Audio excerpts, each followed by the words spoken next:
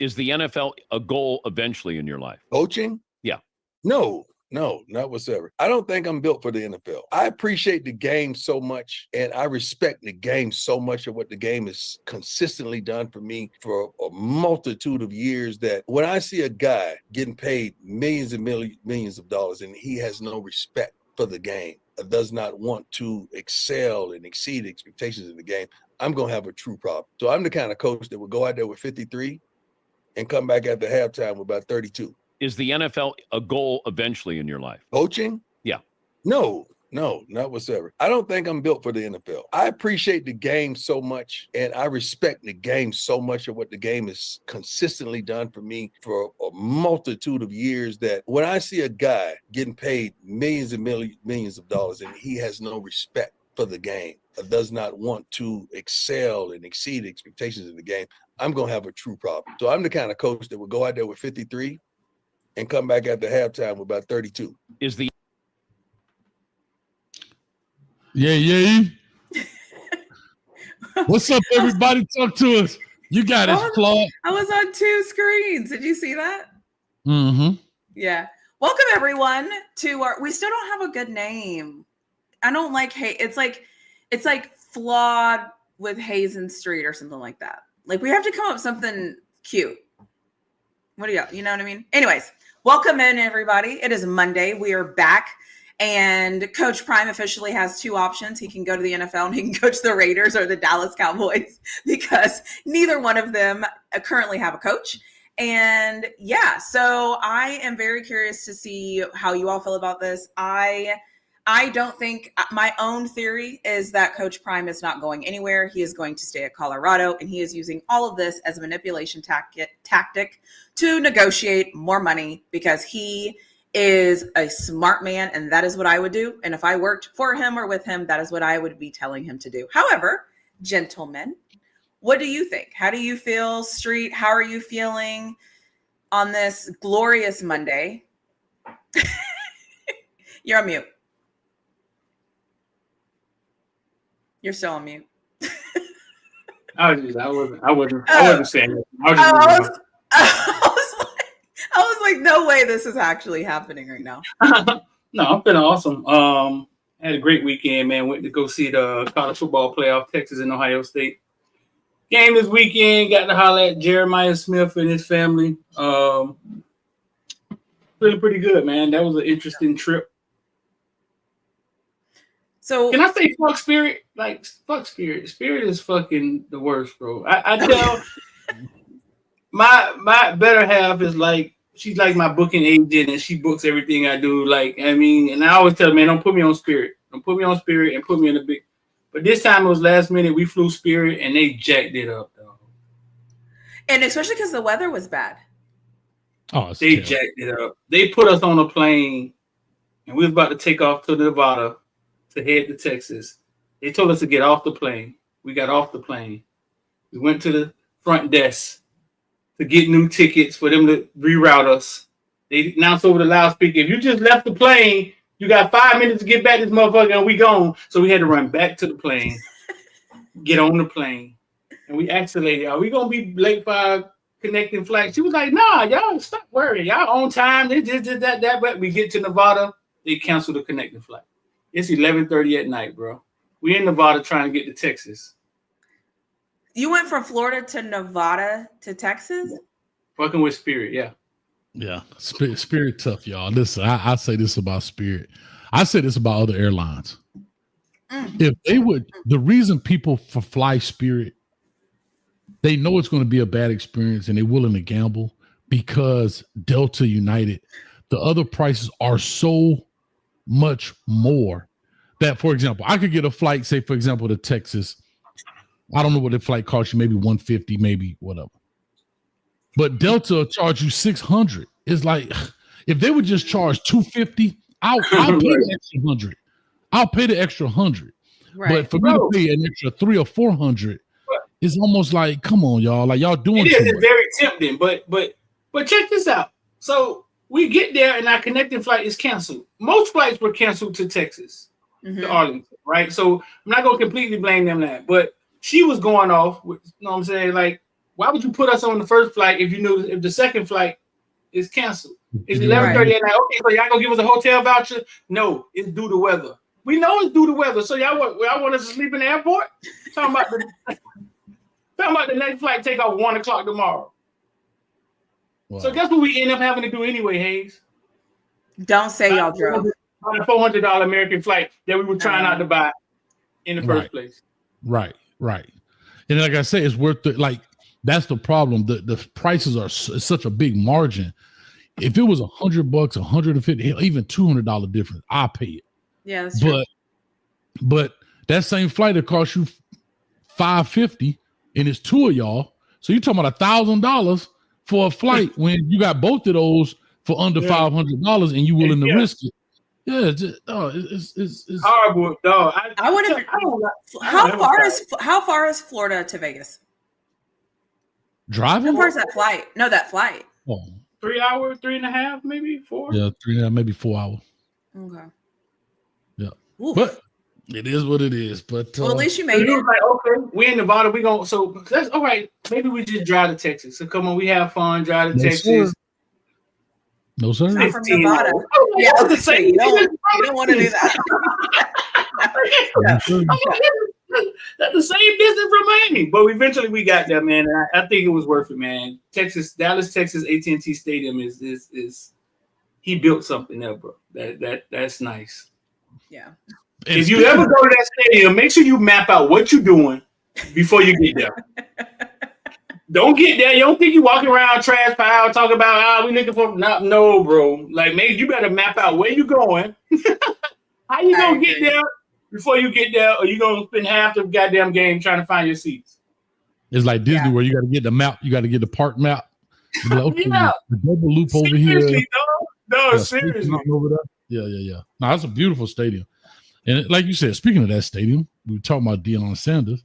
And in that clip, he said he wasn't interested. Now it's kind of going viral that he said that if he did, it would be to coach his sons with an S, right? So that would be Shador and Shiloh.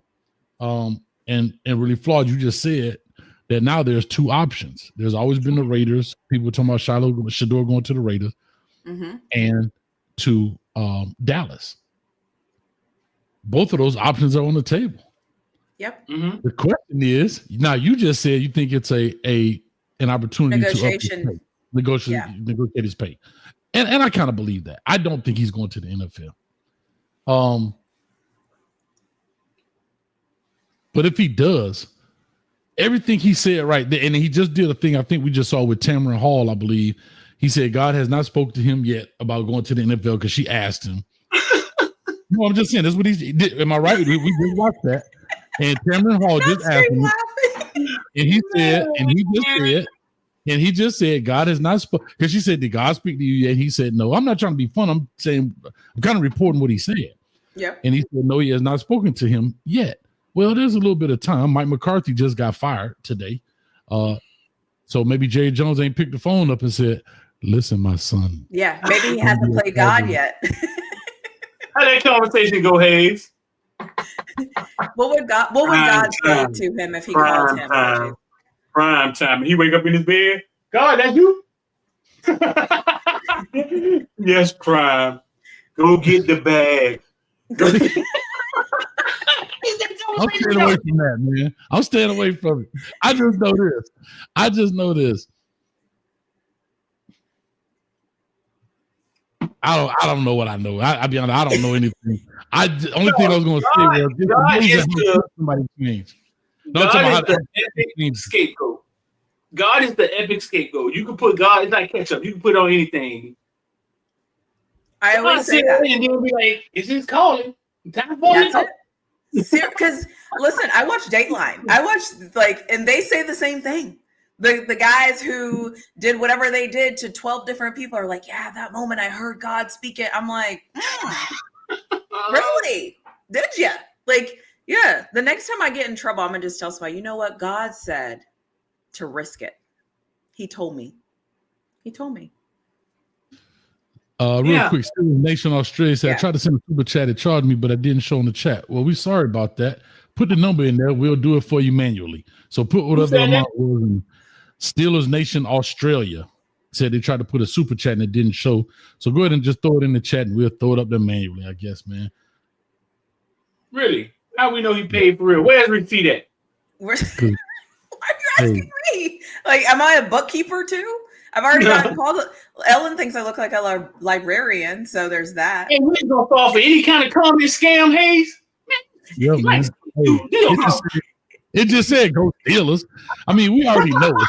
If we rooting for the Steelers, listen, they rooting for the Steelers. They're already crazy, so I'm gonna leave that right there. You know, Steelers fans are the smart ones. They got it figured out. You know what I mean? I'm riding with my team. You know what I mean? Sure, wish the coach had it figured out, but we'll leave that right there.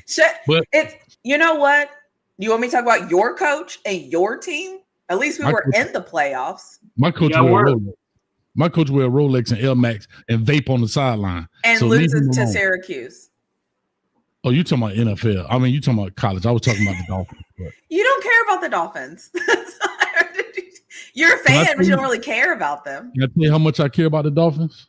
I can't wait to hear this. Miami has the Dolphins, the greatest football team. We move the ball from goal to goal like no one's ever seen. We're in the air. We're on the ground. We're always in control. And when you say Miami, you're talking Super Bowl because we're Miami Dolphins. Miami Dolphins. Miami Dolphins #1. I've never heard a grown man sing a song. Y'all ain't got a fight song. Y'all got a terrible towel. We don't want one. We don't want one. Terrible towel. Hey, at least those terrible towels benefit children. Children in need. How are y'all benefiting children in need? Them towels benefit by having Tyreek Hill have a lot of children? Listen, those towels benefit children the same way those championship shirts to the losers benefit children in Africa. Tyreek Hill, out of here. Yeah, anyway. All right. So talk to us about this. Let's get that in and let's get it rocking. Talk to us. All right. So, what do you think, Street, about Coach Prime going to the NFL? I think he talks a lot, right? Like he says a lot. He's not like he's not politically correct, and yeah, he'll say something today, how he feel today. It don't necessarily mean how you gonna feel tomorrow. I talked to Warren Sapp the other day, and Warren Sapp was like, "They're not going anywhere." I mean, he was like, "They're not going to the league," but he may feel like that today. He may not feel like that tomorrow. When he said that, maybe he didn't know his son was going to be a #1 draft pick headed to Vegas to play for the first round draft pick. Maybe he didn't know that. Maybe he didn't. Yeah. Maybe he thought Shiloh was going to pick up a camera with the other brother. Now Shiloh got a shot to play in the league. It's okay for his mind to change. It is. I agree. Yeah, we kind of hold him to this. We hold each other to this creed, this standard of being what's the word? Loyal. Like we want to be loyal to everything. You know what I'm saying? Like, yeah, and we kind of hold people to these standards. So I don't know. Is Prime NFL coach to y'all? Yeah, I mean, yeah. Pretty cool. What was that?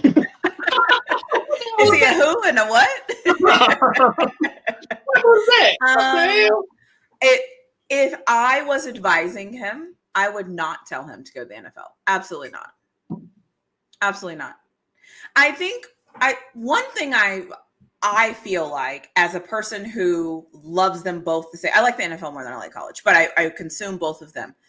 I feel like the expectation when you get to the NFL, that's it, right? Like I feel like college coaches, they give them a little bit of like, well, next time, because it's a different ball game. But once you're in the NFL, it's like all of that fluffy stuff changes, right? It's like this is business. You make the call or you don't make the call. You win or you lose. That is it. There's no, well, he can recruit well, or he can bring a lot of attention. Well, he can, you see what I'm saying? So like all of that fluffiness. He can generate money. He can do that. He can. Yeah. Nobody, like the NFL is $1 billion industry already. He's getting exposure to his players on TV. Like none of that, like it's the NFL, right? Yeah. So that's why for me, I'm like, y'all think there's no place in the NFL for an entertaining team that sucks? No. I will say this. Can I say this? No, I agree with that, but I don't think that. I think that's a flash in the pan. Eventually, it's cool, but eventually, fans still want to win, right? So you can suck and you can entertain, but that might last you 2 years. Eventually, fans don't want to spend their money because in the NFL, the fanfare is different, right? There's no college game day. There's no fans out there holding up signs with big heads of prime. You have tailgating, but the atmosphere is completely different. The access to coaches in NFL, I think, is completely different in regards to how they're perceived, right?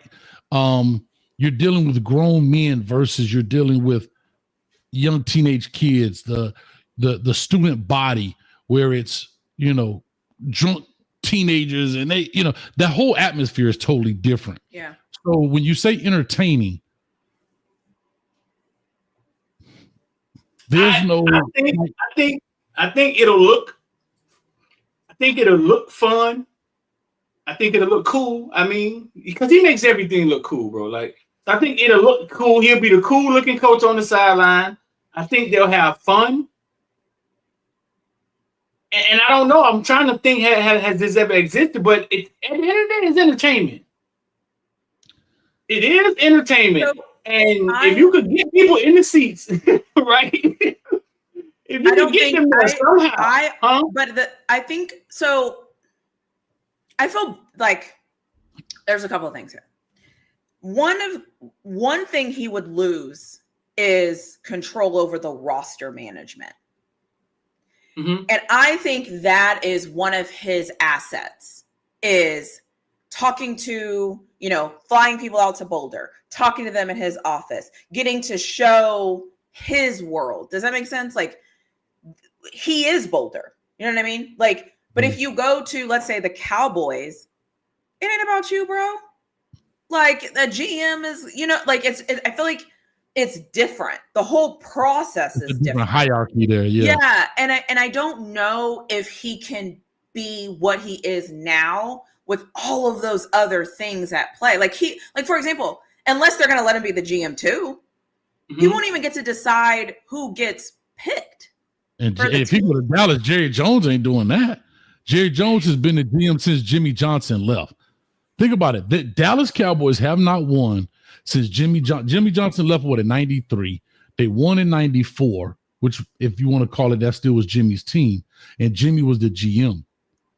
Since then, Jerry Jones has taken over, and the team has been bad since then. Because, back to what I used to always tell you, Street, he's not qualified, in my opinion, to pick players. Now, if I ask Jerry Jones about some oil or whatever he does to make his millions, that's a different avenue. But he's not, I don't think he's qualified to make those things. And that's one of the flaws, I think, in the NFL, that I applaud coaches, that they want to be the head coach and GM. If you look at a lot of coaches who are head coaches and GM, they're typically more successful because they get to hand pick who they want. But if I got a dude in a suit over here that's looking at the calculator, and he's saying, yeah, I know you like that player, but the numbers say, and then I'm held accountable, it's kind of counterintuitive to me. Like, you want me to win, but somebody else pick my players. It's kind of the same thing we say with these coordinators. Coaches hire coordinators, but they don't get a chance to bring in their coaches. But yet you hold me accountable for development. It's kind of backwards, in my opinion. I will say this too, is right now, what is it? The Raiders, the Cowboys, there might be another job out there. I don't know, because I didn't look, but they're already not good football teams, and the fans are already not in a good place. So it would be interesting to see if in order to fix that and to bring fans back to fill those seats, I don't know if Coach Prime brings that, if that makes sense. I'll say this.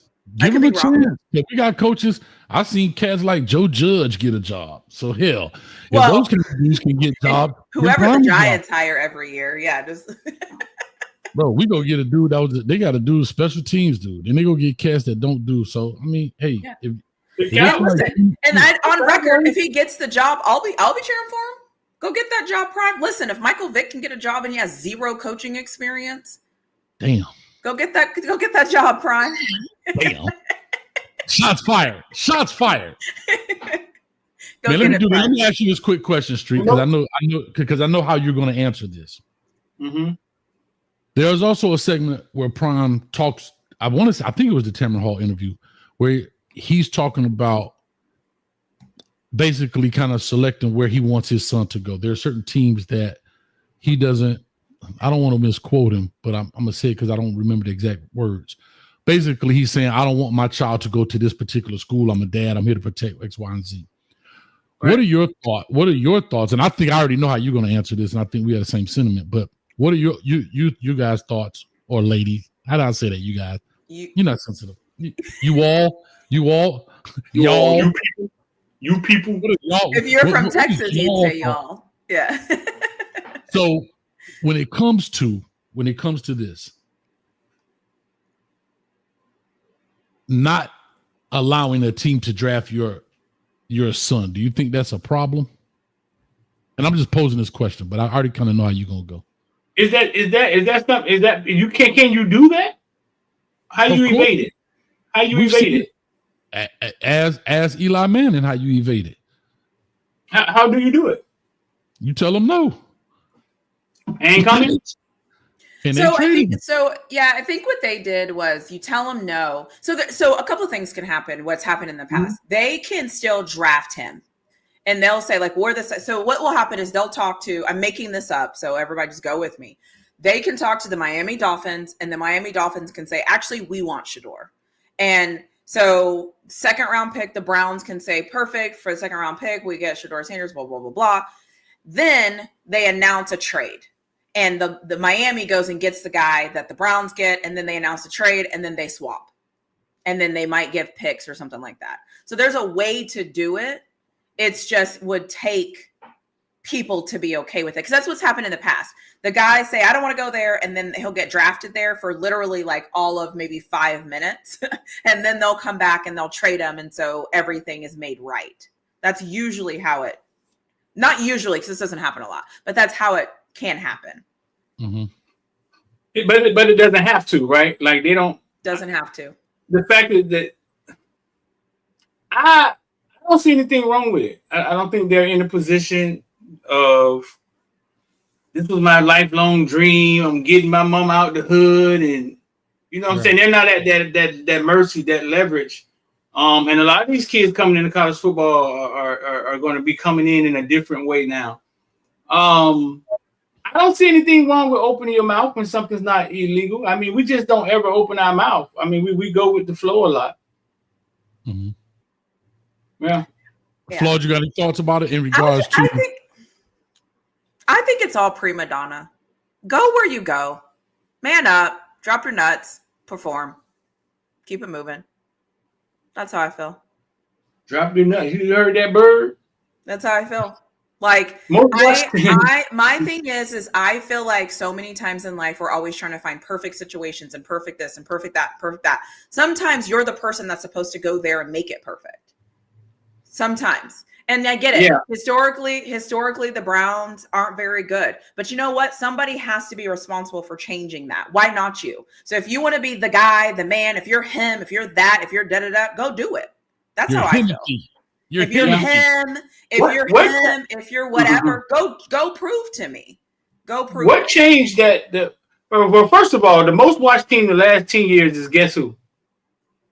Cowboys. The Cowboys. And are they good? Well, they have been good. They just haven't been good in the playoffs.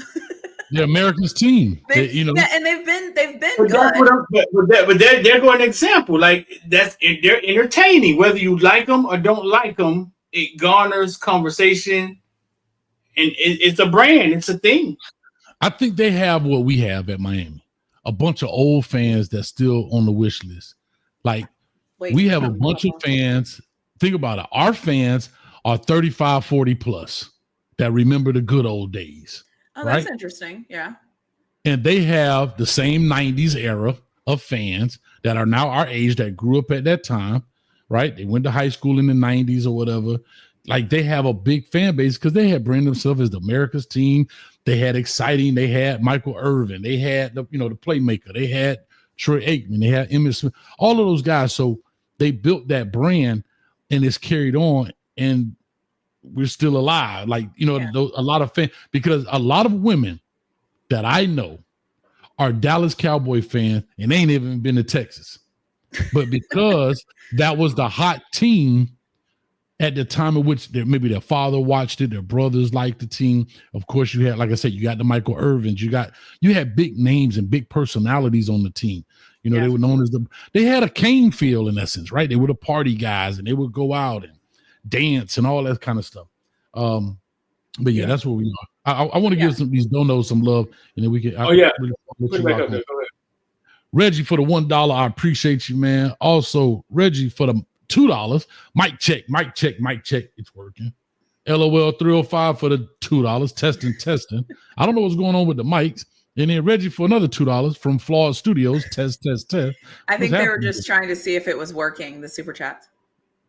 And LMV for the $4.99 says, "Bye Friet, Tyreek, and your churn." Lord have mercy. The fact that I can figure that out. Your churn.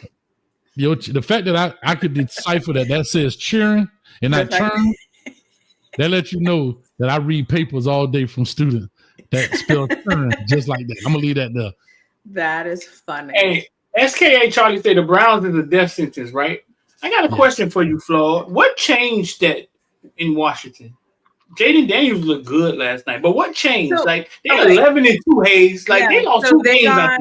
They got a new owner. They got a new head coach, and obviously, Jalen Daniels is doing well. And then they've changed the culture around the team, and that's kind of my whole point.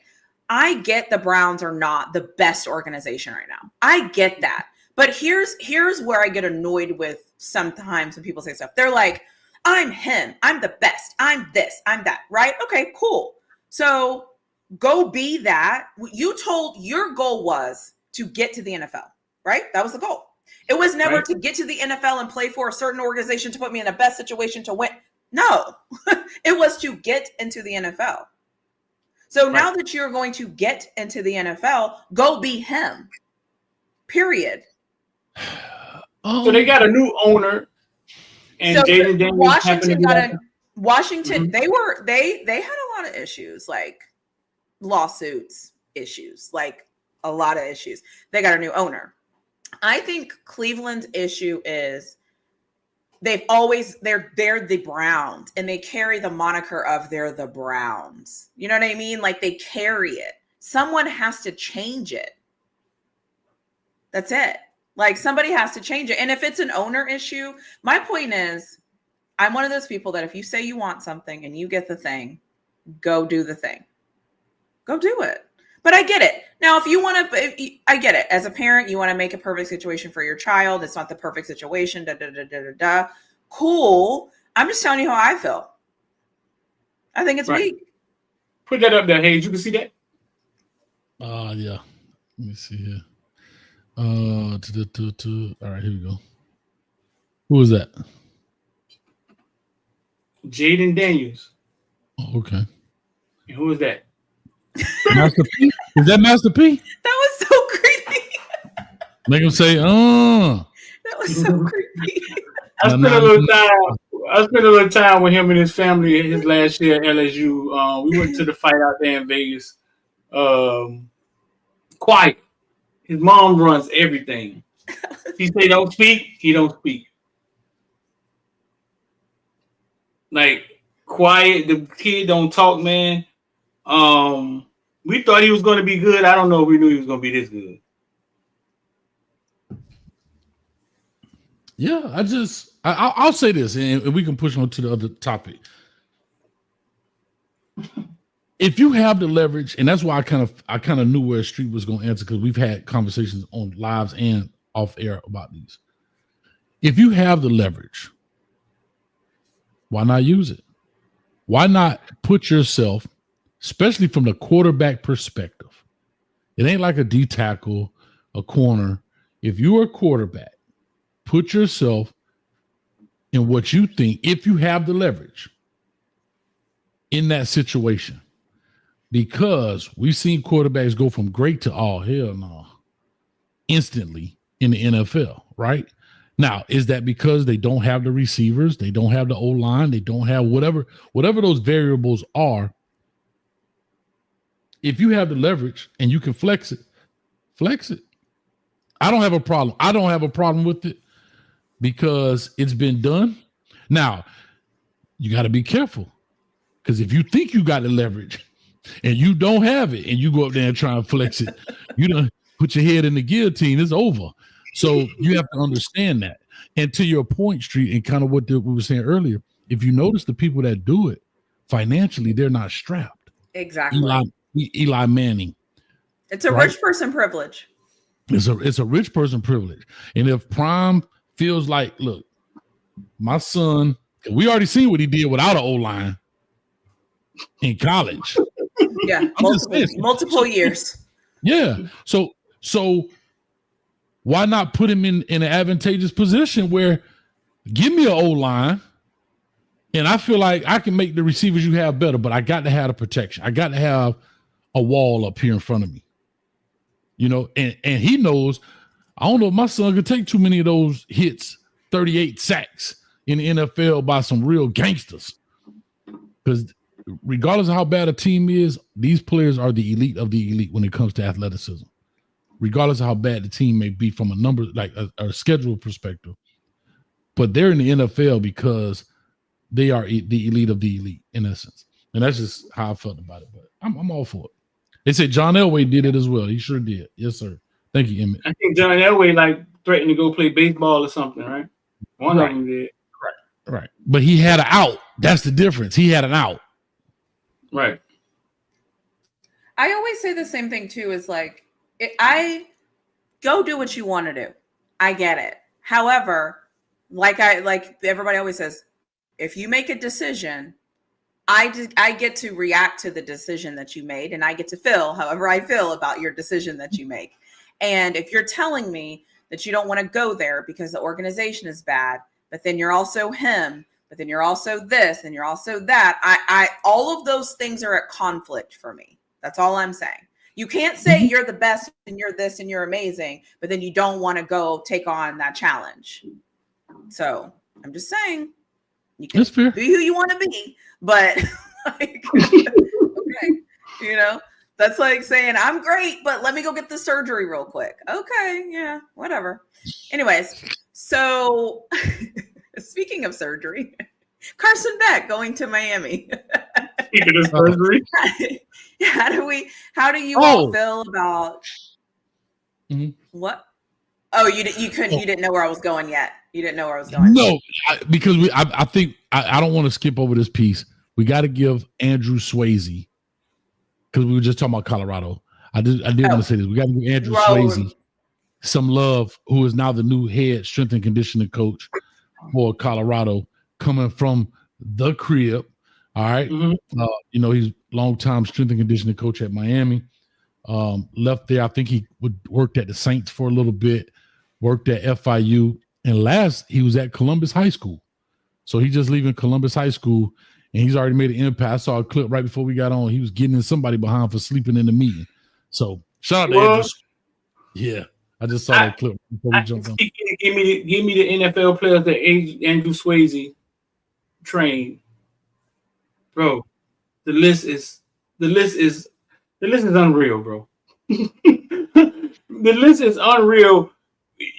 You ask you just gotta ask yourself why didn't he have a job? Why was he at Columbus High School? The list is unreal, and it's long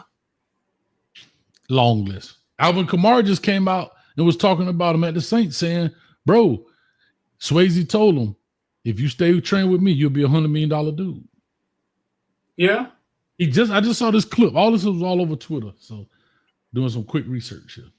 All right. So what we about to get into? My bad. Now we go to Carson Beck. He's coming off of what did he get? The Tommy John surgery, I think, is what it is. UCL is what he. Well, I think people were reporting he got a Tommy John, but I don't think that's what it was. Whatever Brock Purdy had, yeah, they saying that's what he has. I think that's what it is. It's the UCL.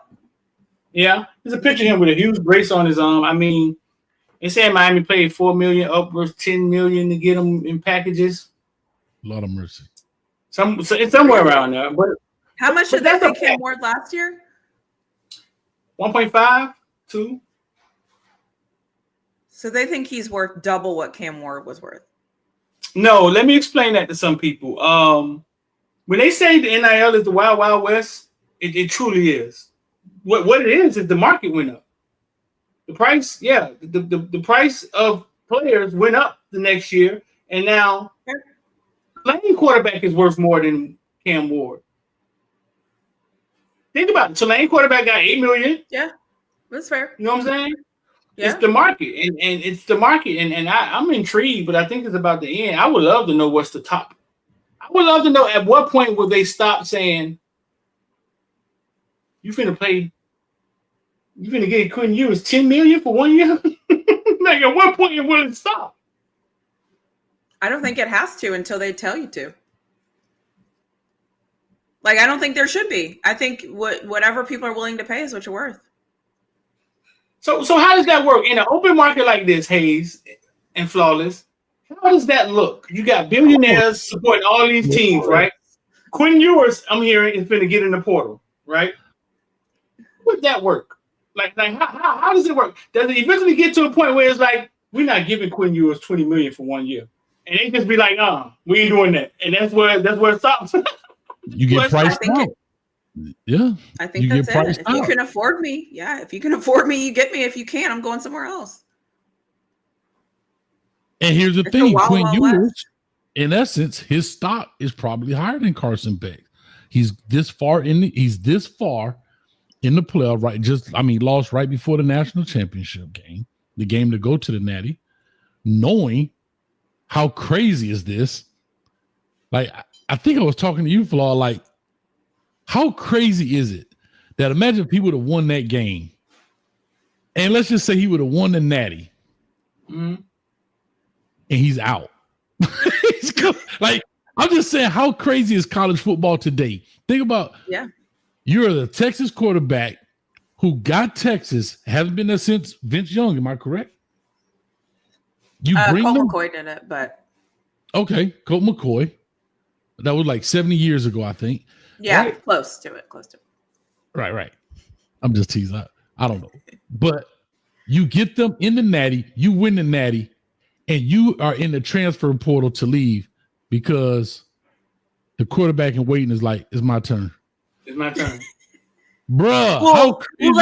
Can we be honest, though? The quarterback in waiting can't just be any quarterback in waiting, to be fair. No. Regardless, I hear that. We're talking about a guy who did it versus a guy who has not done it. He has to prove that he could do it. That's what I'm saying. What you're saying has been my whole argument. I know it's crazy. Like that, I don't think but that's the thing. There's no rules. There's no anything. It's just. Let's look at it the other way. This is the same Quinn Ewers that went to Ohio State for a week, took a bag, and then went to Texas. Yeah. Hey, what I always tell you about investing. You buy low and you sell high. If he was to win the national championship, that is the highest price he could possibly get on the market. So guess what? They both about to win. No, I agree. Yeah. And so my thing is, to that point, we talking about Carson Beck, who's injured, reportedly making $4 million. And it's reported that Ewers wants $6 million. That's what's being reported. I don't know if that's true or not, but wants $6 million. Is there a bidding war for him? I'm trying to think who needs a quarterback that's willing to say, I'm going to take this. Ohio State. Ohio State, maybe. Gonna get him back. Ohio State doesn't have a guy in waiting. Devin Brown may jump in the portal. He's been there for maybe 2 or 3 years. Julius Sayers is a freshman. No, Aaron Nolan. They say just wasn't responsible. I mean, whatever. I mean, but no, but Oregon hasn't raised the quarterback since goddamn Oregon buys quarterbacks every year. Yeah. They talking about getting Quinn Ewers. And he threw some dimes the other night. Yeah. He looked like Quinn Ewers the other night. Huh? What about Penn State? I don't think he fits at Penn State. Ohio State, Oregon. Who else got a bag? Hey, who else got a SMU got a bag over there, don't they? They ain't going to SMU. Yeah, they do, but I don't think he'd go there. Yeah, I don't think he's going there. He should have went to Miami, but I know that's a moot point now. You don't think Quinn Ewers would come to the ACC and vibe for you? He ain't got nothing to prove. I wanted him to come to Miami. That was my pick, right? That was if I was Miami and I was gonna make this jump and do all whatever I'm gonna do financially. Shout out to LOL for the 305 for the $5. He clearly states what I'm saying is yesterday's price is not today's price. So shout out to LOL 305. I would have shot him $6 million. Yeah, that's what if we give in, because think about it. What's $2 million to a healthy Quinn Ewers or a injured Carson Beck, which probably 95% the prognosis is favorable, and they're probably going to be right, but we don't know. You know, things happen. I don't know about Tommy John surgery. I'm not getting into specifics. Yeah. But I'm not injured. You know, I will say this. And we're playing a spring. Before Carson came out and then went to Miami, Ewers was going to the NFL, like, period. But I think seeing what's happening, I think there's some like, well, hold on a second. Well, what is going on here? So it'll be interesting to see where this lands and to see what happens. I'll just say that. What would happen if a Quentin Ewers go to a FAMU? Oh my God! What would happen to that? Like, what would happen to that program? Like, you think he could boost that program? They better be going to the playoffs and win it and beat a North Dakota or Montana. That's what better happen. I wonder what would happen? Like, you think ESPN would follow him over there? Like, you think they would like they came there with Prime? They started putting Prime them on ESPN, didn't they? I don't know Ewers is a pill outside of. I don't know if it's that. I don't know if it's that strong. I don't know. Yeah, it would be big news for maybe 7-day cycle. Mm-hmm. Maybe his first game come up. It's another news for another 3-day cycle. But I don't think what made Jackson State interesting and attractive, like to be attracted. It was prime. And I think it was the sun. I think it was the fact that they showed so much that they kind of like made their own fire. They kind of like they smoke, fire, and then it just caught fire. You know what I'm saying? Yeah. I don't think. I just don't think it happens. It's kind of like, not to be a knock on this, but it's kind of like the Willie Simmons thing, right? Willie Simmons comes to FIU. ESPN ain't gonna be like, yeah, we're gonna make this game day. Unfortunately, it's not. It's just not what it's gonna be. But I think the big thing, I love it. He's a seasoned quarterback. He's been in college football for what, 5 years, 6 years? Maybe 12 at this point. I love it, man. I love it. Who knows? So you, Coach Hayes, how do you feel about it? Do you like Carson Beck? it? Yeah. I said on the show last night, I'm not excited, but I'm not disappointed. I think part of it is I think the injury makes me wonder. I don't know the extent of it. I don't know Carson Beck. Street, you probably can definitely contest to this because y'all had dealings, but I don't know him as a person. I don't know if he's a true leader in that situation? How is he when he's not surrounded by as much talent? These are the questions that I have. So I'm not overly excited. Like when Ken Ward came, I said, okay, he is the gas to the pilot light, right? I don't know if Carson Beck is the gas or is he just another match? You see what I'm saying? Is he just another match that you stuck in the fire and that's it? I don't know yet, but maybe Street can speak to that from a personal standpoint, like the kind of person he is. I mean, he's a laid back kind of docile. I've been hearing a lot of TPD comparisons from a mentality standpoint, not talent. But yeah, that's a good one. He is kind of laid back, throw it off, quiet. Got an extensive goddamn hip hop knowledge though. Like I've watched him go toe to toe with somebody about underground hip hop artists. But Hayes, I don't know how talented his Georgia teams were. He never had the running game. We can only name one wide receiver he's had. Maybe Brock Bowers was a goddamn tight end. McConkey was a wide. He took over a Georgia team that was hit by the transfer portal. That it's not the James Cook Georgia teams. Mm-hmm. I think he may have as much or more talent on Miami's offense. I will put Miami offensive line versus anybody. They don't have two running backs. They don't have two running backs better than our two running backs. We outrushed them this year. And we don't know who their wide receivers are. Name one. No, I get it. But we don't know who ours are either. We don't know ours either. But listen. So, it sounds like he plays good under those conditions then. I think he's better. I think he's better off here against ACC defenses.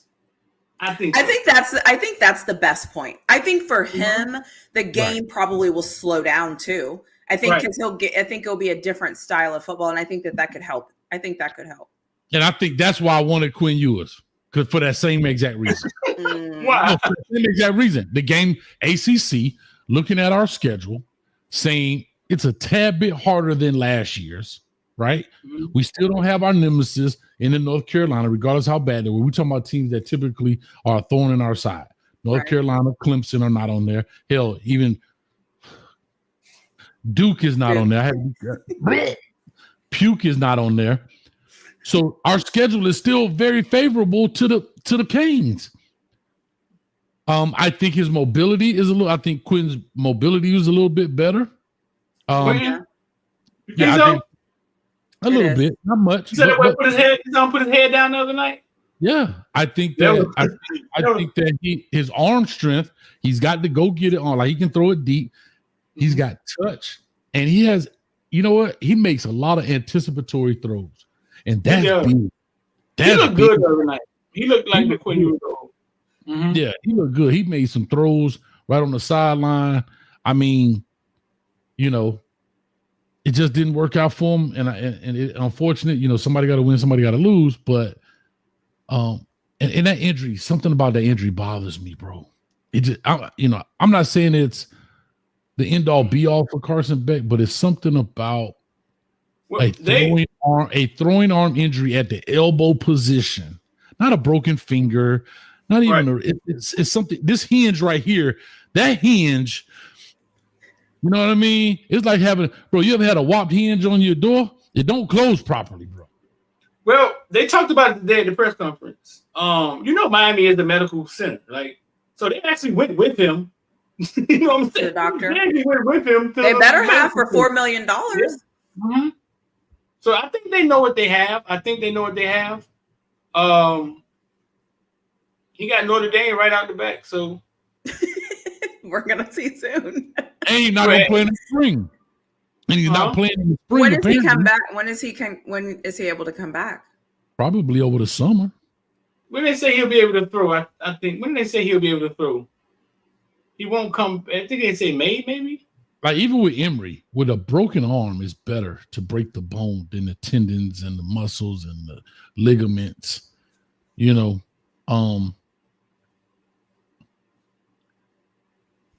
I get it. Everybody said, "Oh, somebody had the same injury and the same doctor did his procedure." I get it.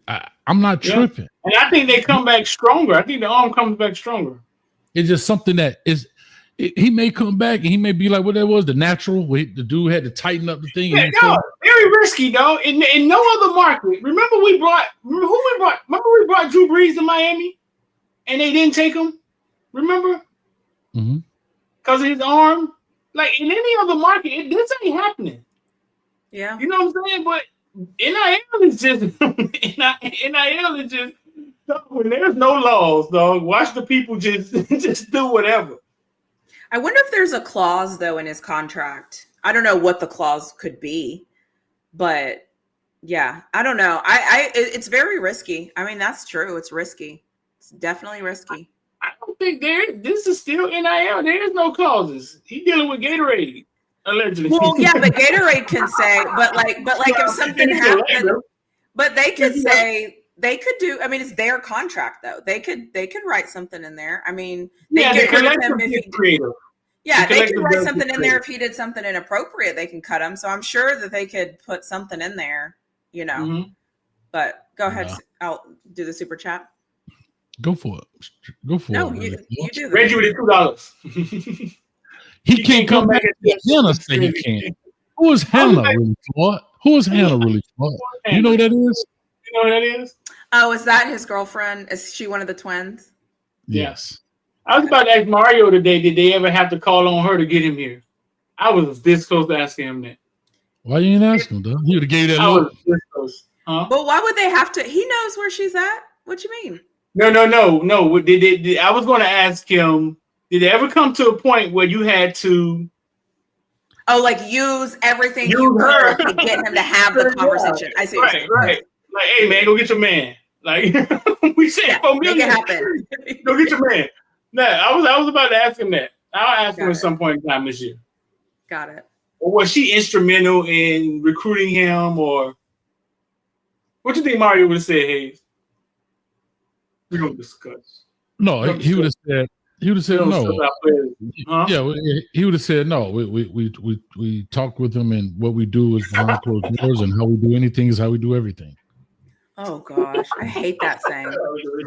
How we do anything is how we do everything. I hate that. So basically, you're lying. Just say you're lying. I don't know. Did you see that saying is just not true. Can we talk about that for a second? How does that even make sense? It's just a lie. It's predicated on a lie. The way I do something in the morning is not the same way I would do something at night. The way I do one thing is not the same way I do anything. It's a lie. I hate that quote. It's a lie. Anyway, it just sounds good. It sounds good. Yeah, it's such a lie. I'm like, the way we do anything is no, you don't. No, you don't.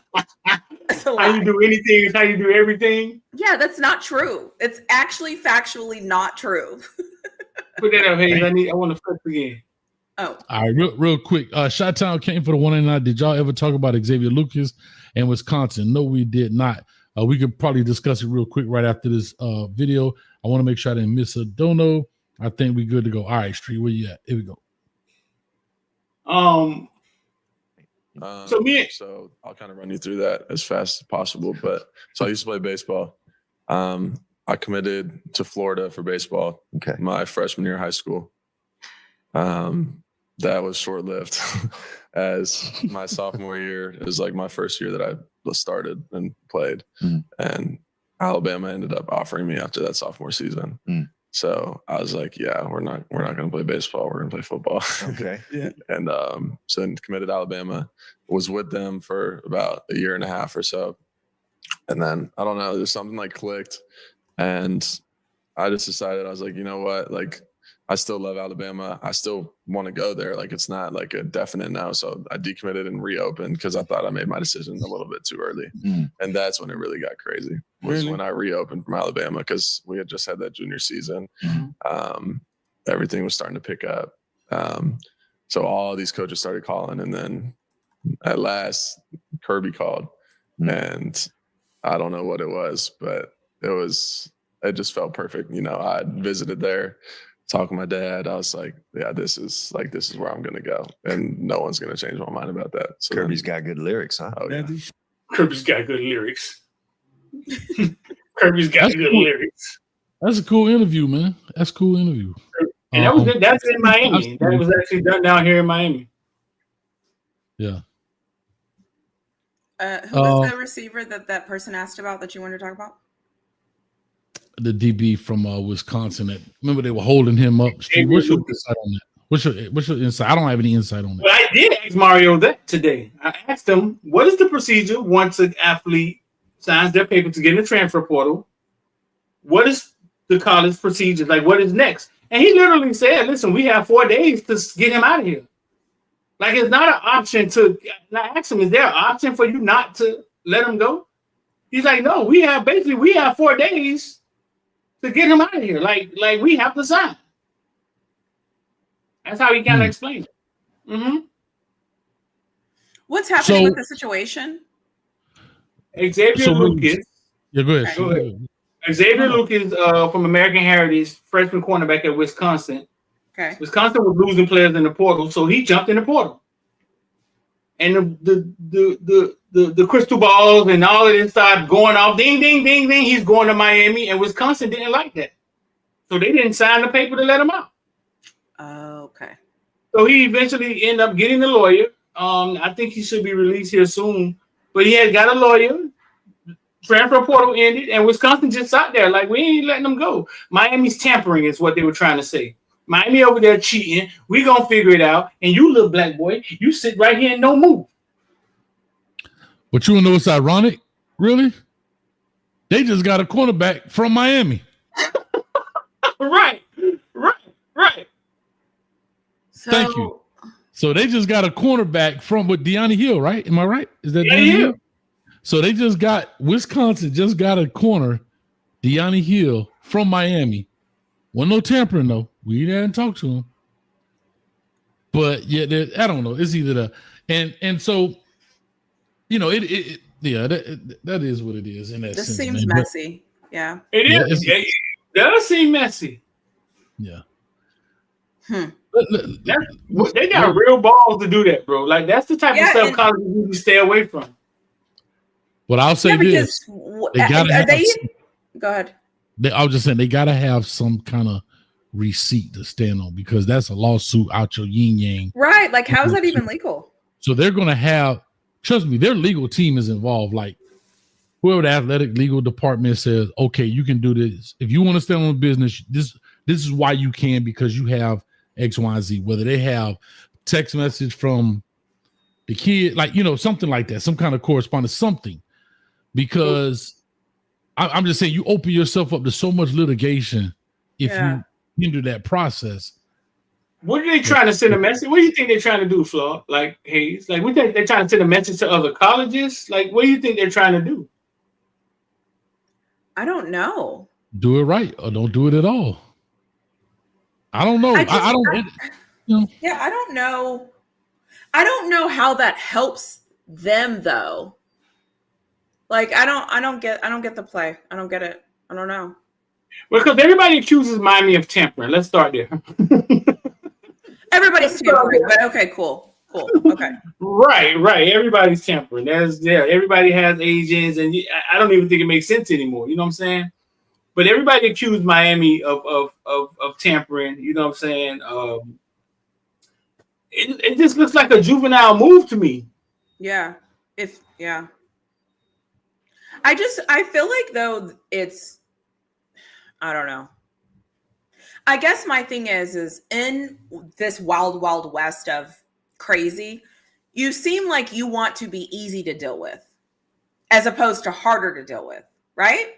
Because you want talent. Now, naturally, nobody wants to lose talent. Well, sometimes you want to lose certain people, but you would want to be easier to work with and not hindering a process.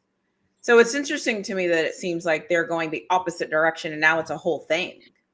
Right. I'll put this scenario out here. Don't know if it's true or not, just talking. There's some, I'll just call it immature adults when it comes to these kids. Maybe there was maybe there was an interaction. Maybe he cussed the coach out like da da da da da. And I'm gonna show you better than I could tell you. I'm gonna make your process hard. I'm not gonna let you go easy because I can, not because I want to, because I can, right? Not because I really want you to be here. It's because I'm gonna do something to hinder you moving on. Da da da da da. That could be a potential deal. I don't know if that's a fact. Everybody be like, Coach Hayes said he. No, we're just simply saying. I'm just saying that these are all the different scenarios that could potentially happen because he may have cussed the head coach out. Like, what is it? Is it Luke? Not Luke. What's the Fickle? Fickle, right? Luke Fickle. I keep want to say Luke Nickel because of our quarterback, Miami, but Luke Fickle, right? The guy from Cincinnati is the head coach over there, right? Crickets? Yeah. It's Fickle. Fickle, yeah, he's the one who took the shots at Miami last year. Remember with TBD? Right. Mm-hmm. So, and there's people that be having beef, and I get it, and I understand. All right. Yeah, I don't know. I feel like, though, this is what happens when there's no rules. People just start to make their own and act however they act and fit, and then we'll see. I mean, I don't know what to say about that. You say it's Wisconsin, not Fickle. Here's what I'll say, Roger Dodger. Most people don't move on football team, basketball team, baseball, whatever, without the head coach knowing.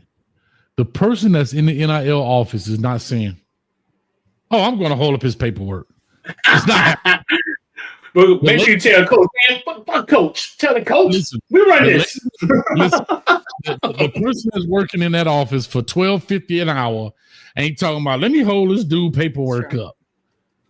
Somebody stole her. I need you to hold the same way they get those players in and they call, hey, Sally, listen, I need to make sure my man is straight. Right. It's the same person that said, hey, Sally, I need you to find a flaw. I need his paperwork to be really flawed before he get up on it. If I come, we're winning a natty. Oh, sorry. We're talking about something else. My bad. That one left. My bad. Yeah. I'm going to leave that right there.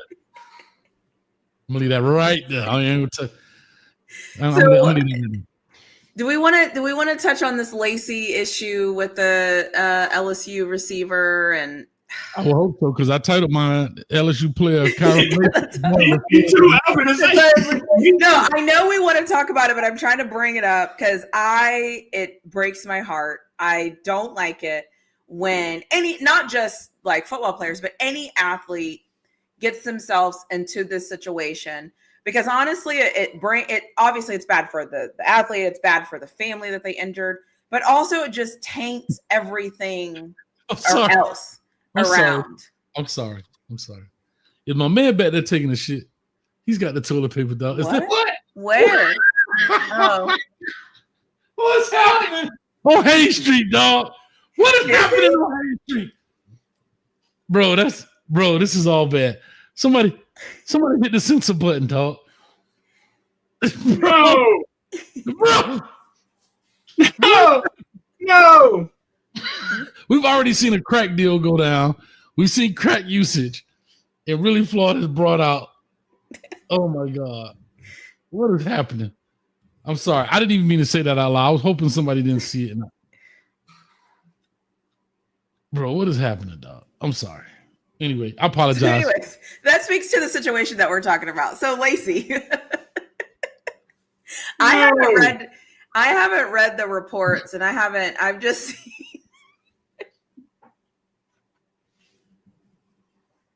She said, no. Riveting TV, bro. Oh my God. 394 people in here witnessing public transportation. Oh man. And I can't not see it. You cannot not look at it, right? Okay. I'm just going to look over here. Oh my goodness. Thank God for the commercial. Thank God for the ad. Thank God for the ad.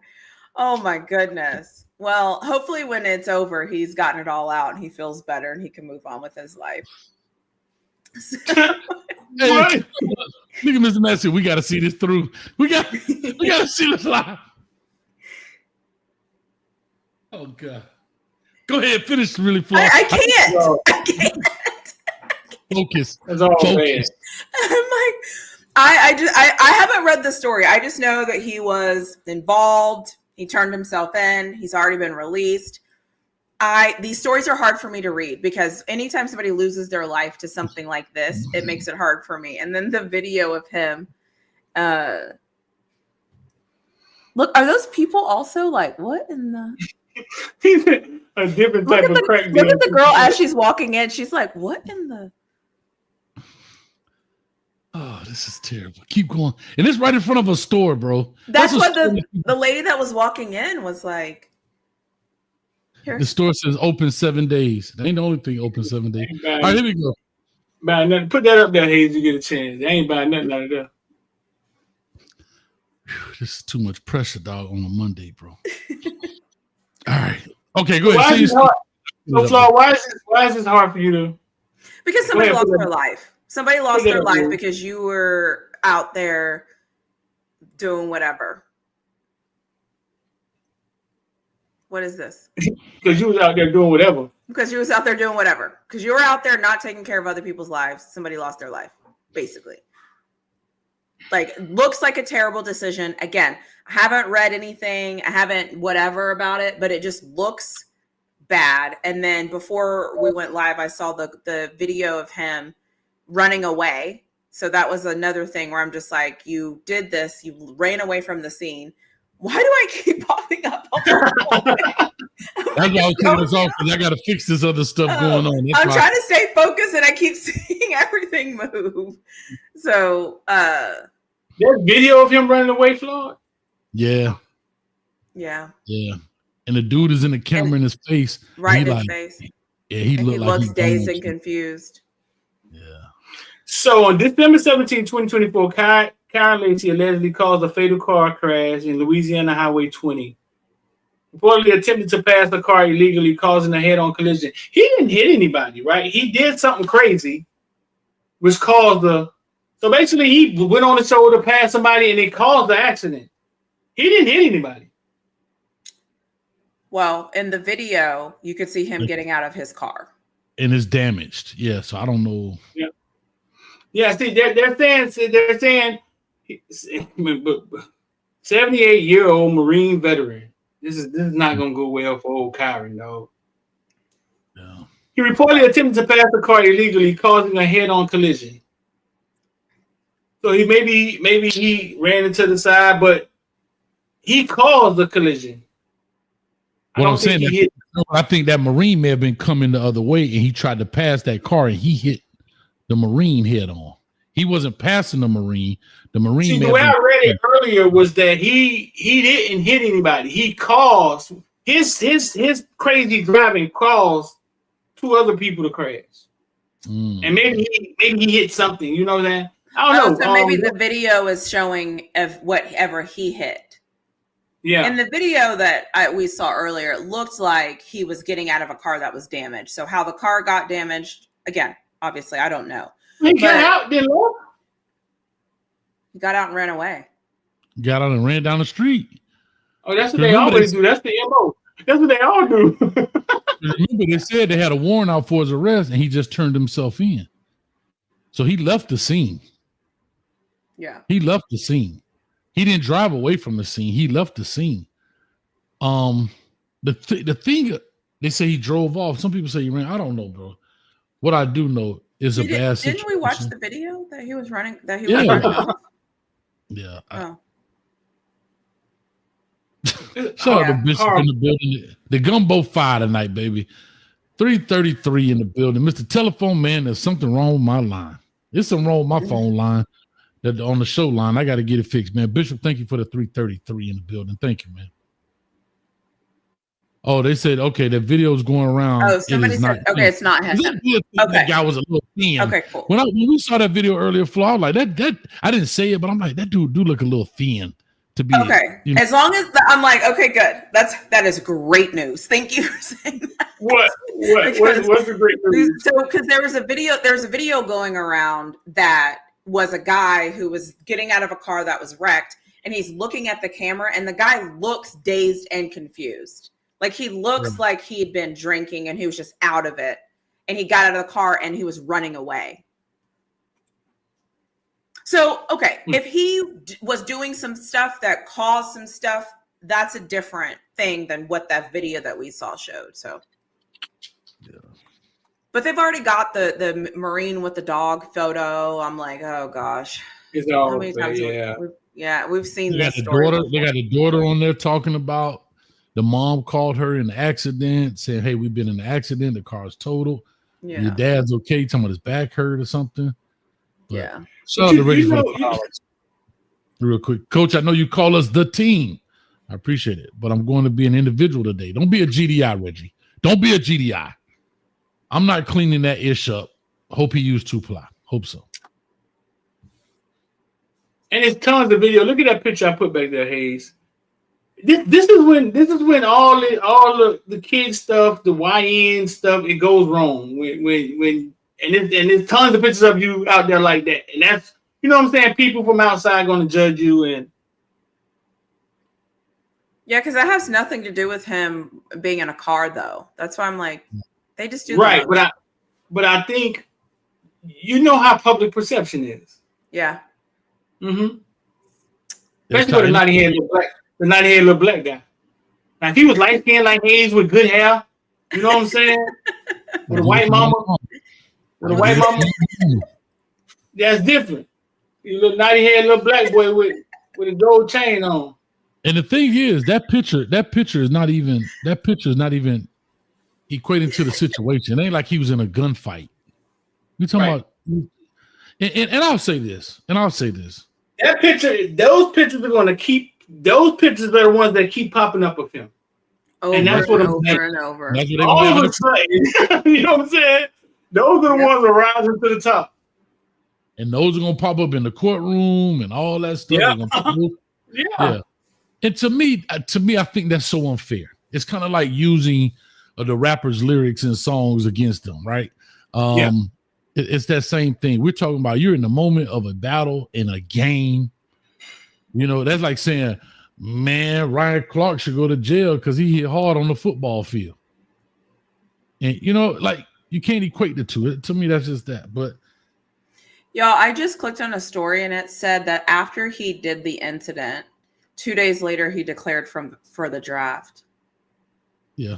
Bro. He had a deadline, bro. He had to make that.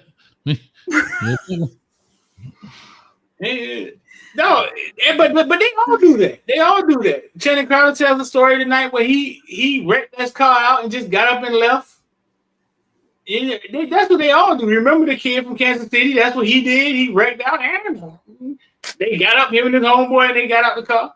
Fight or flight. Yeah. Fight or flight. It's a mutual response. I will be honest and say there's aspects of Twitter, and I'll take this with a grain of salt because I'm just where they're saying once the full story comes out. So I don't know. That's just to create doubt. But here's what I'll say. But that is a natural response, right? When you even if you got into a fight on the playground, you ain't just walk away. Y'all ran away.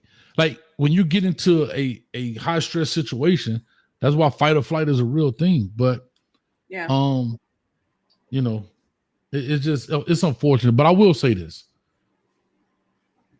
if you're an adult and you decide to drink, and we've all done this, should not, but I'm not admitting guilt because I don't do that stuff. But we've all gotten behind the wheel when we shouldn't have, right? And it's just unfortunate that these things happen. You know, especially to these players. They're young, they're dumb. Yeah, we people old and still dumb. You know what I mean? Doing the same thing. But this is such an unfortunate deal. You know, that's to say, I walked away because other dudes limped away. And it's just unfortunate, bro. But yeah, there's we all grew up young and wild, right? And it's a thin line. It's a thin line because we were talking the other day when we were in high school in '95. We was on the expressway bumping each other's car. Yes. It was my mama's car. Like it wasn't even my car. What you know about that street? Just doing stupid stuff. Like you don't know anything about driving. You just started driving a year ago, and you on 95 trying to bump your homeboy in the back, and he got a 75 Chevy Caprice. Right. Yeah. And that was so much fun. Yeah. Right. It's a thin line. It's a thin line between that happening and then you losing control of the car and killing somebody. Yeah. If when you're doing something stupid, you know what I'm saying? Stupid shit can happen. I mean, yeah. Some of us get lucky and some of us don't. Yeah. I think it's terrible.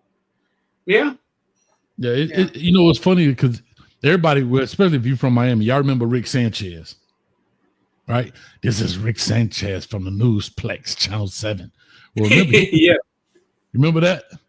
They said the dude, you know, he'd be like, I'm right now in Castro's Cuba. Man, they said that dude used to be in his backyard in the bushes.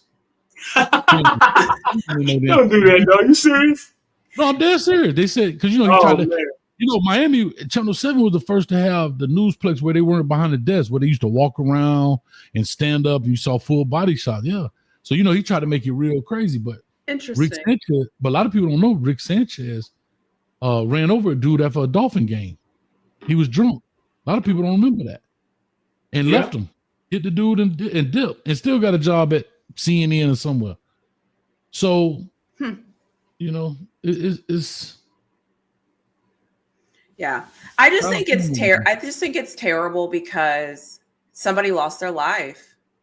And I think, like, I also just think too that, like, I mean, I'm grown now, so I get it. My parents used to say this, but it's like, pay attention.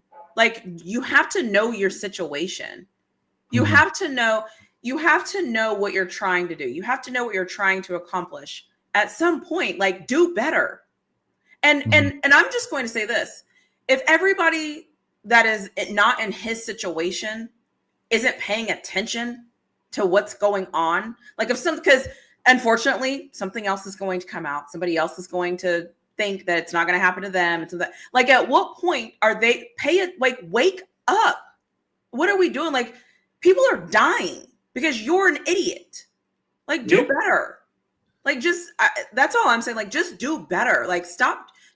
This is senseless. This is so senseless. And it happens every day. It's just because of who he is, it becomes newsworthy. Yeah. You know, it's just unfortunate. And you know, I don't know what's going to happen to him. Like you said, they got, you know, the former Marine and all that stuff. So, you know, when situations like this happen, am I weird for this? Do you all ever think about the stress that he was walking around with for the last couple of weeks, knowing he did what he did in the world? You know, you ever think about that? Like, am I weird for this? I think about stuff like that. Like, damn, this had to be a tough couple of weeks for him. You know what I'm saying? Well, my thing is, though, is what did he know and when did he know it? like it's one thing to know that you got in a car wreck, or, you know what I mean? And it's one thing to know that you were in a situation. At what point did you figure out that situation killed somebody? The news. Right. But again, how does he consume news? Right. Because I don't know about you, but I don't watch, like, the local news at night. So at what point did it get he probably was, because he knew he did something. Yeah, maybe. So he's probably like, because that's just like us, right? I don't watch local news. But a street come, he be like, hey, boy, you know Bobby from Carroll City? That boy just shot up. Perfect example. Do you remember the coach from New Orleans, unfortunately, got killed? Yeah. Right? I don't watch the local news, but what did I do? I went on WSVN.com and went for the thing just to hear the story, because that's not going to make national news, but it definitely make local news. And so the same thing with him. He probably had the news like this. That boy done drunk about 10 cups of coffee trying to sober up. Like, Lord, did anybody see anything? So you're thinking that, so y'all assuming that he went home not knowing what happened, like, because he left. We don't know what. And I'm just going to be honest, because I'm giving him the benefit of the doubt in the sense of Right. saying, if you see somebody has died, I'm just going to assume that you wouldn't run away. I could be wrong. I'm just giving him the benefit of that doubt. You know what I mean? Like, but I think I'm he trying. was drunk. You don't know if they died or not. Like you wrecked the car and you just kept going. So you don't know if and apparently from the daughter's story, she was saying that the mom called her and said, we've been in a wreck. And she said, you okay? She said, my chest hurt. How was dad? She said, your dad's complaining his back hurt. So I don't know if he died later from complications, from something else. Oh, okay. Even when you have a wreck, you ain't got to be like, y'all good? Okay, I'm out. You probably just hit it. Got it. Okay. Right. Yeah, I don't know, Street. Like maybe he was sitting there for weeks thinking, like, what did I?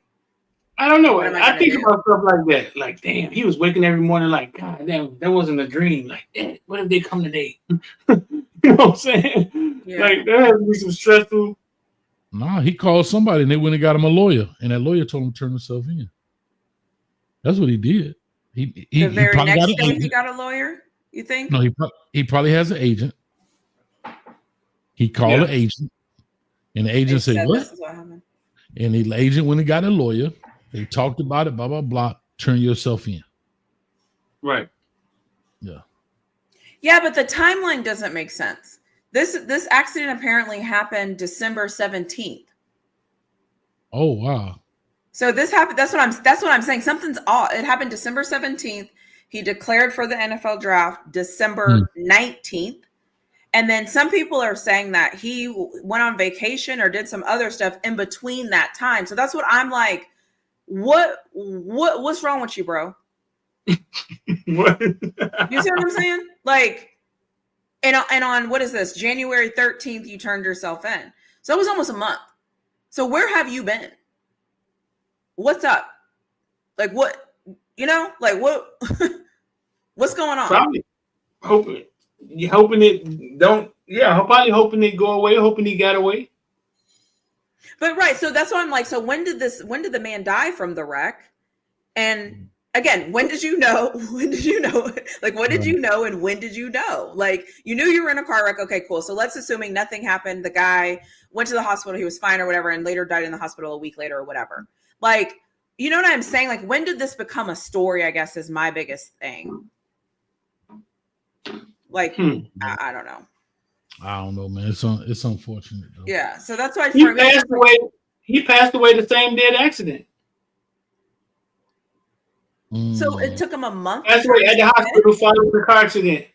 Oh no! It says he passed away at the hospital following the car accident that occurred on December 17th. It doesn't say the date. Let's see if we can get the date. Probably the same. Well, yeah, okay. No, because you could have passed a couple of days later. That's tough.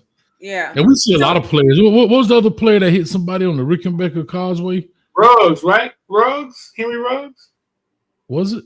That guy was the one in Vegas. Ruggs was the one in Vegas. Yeah, somebody hit somebody down here on the Causeway. Oh, he died on the same day of the car accident. He did. So he's been dead for almost a month. Like, where were you? Hiding. Hiding, dog. Shaking.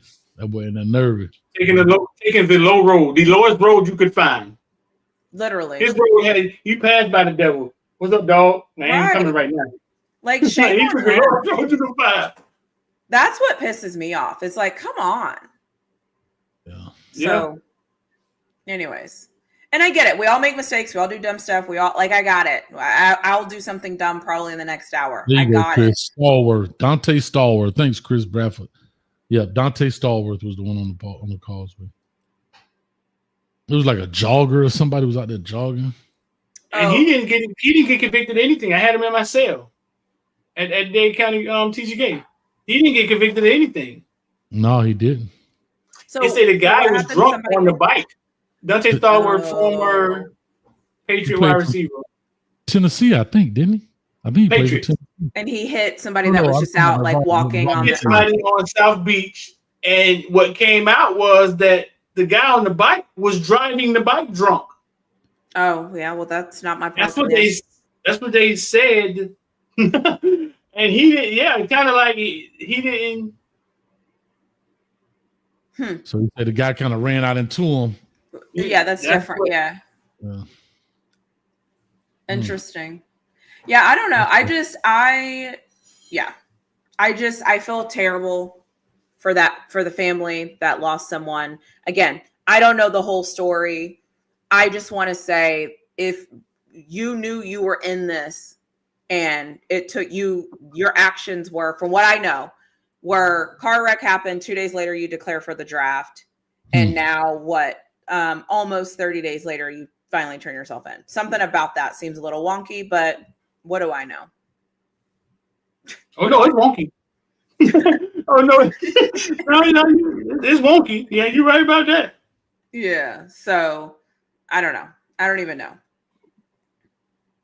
I don't know if you all have anything to say about that, but I don't know.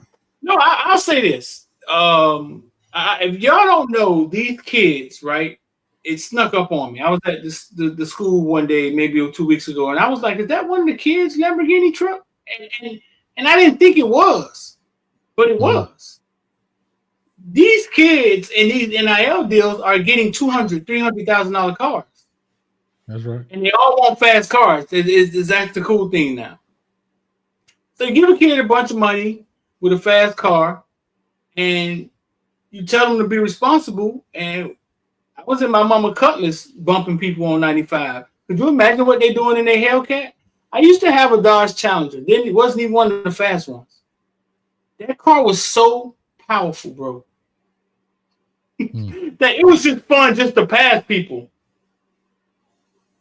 Could you imagine the Hellcat with a 19-year-old Hellcat with the finest girl? Imagine what the experience is on that.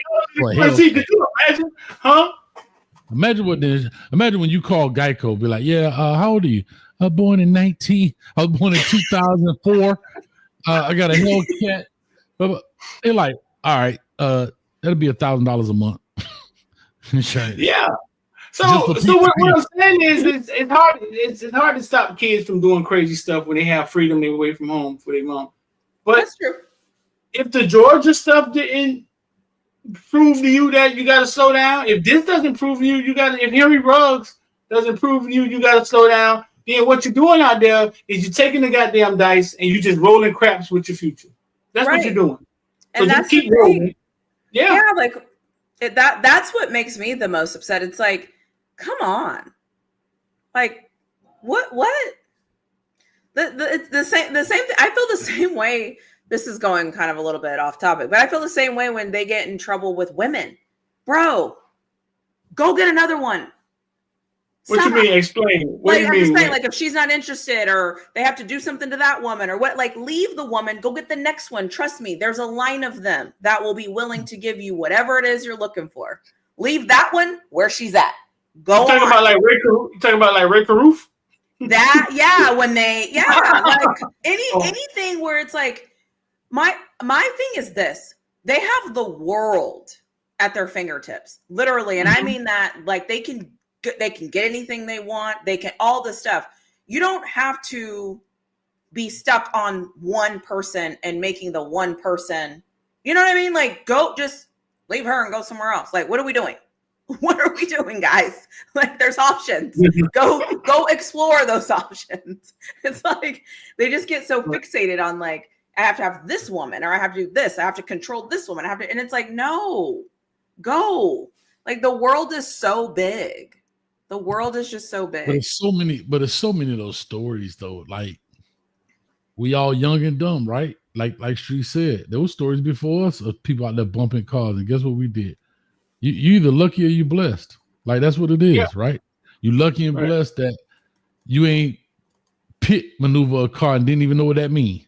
Like, you could have right. You didn't even know that was a real maneuver. We just bumped his car. You know what I mean? So we all do. Yeah, true. We all do dumb stuff. I agree. We all do it. You got 5 minutes. You got 5 minutes. You got 5 minutes. We just have to be careful when it comes to putting other people in harm's way. You got 5 minutes, Release Law. You got 5 minutes. Lower left hand corner. I saw what you said. I see. What you say? It's in the private chat. Yeah, I put it in the chat. You got 5 minutes. Bottom right hand corner. So anyway, is there anything else that we need to 3, discuss, 2, talk about 1. while you all have me here on this glorious Monday? I'll ever speak the laugh. He just read Yeah, it. you're right. That's about it. That's about it. Yeah. While you all have me on this glorious Monday, we need a name. Ask Kiki what we should name ourselves. Ask him in the comment section. Let's ask Kiki.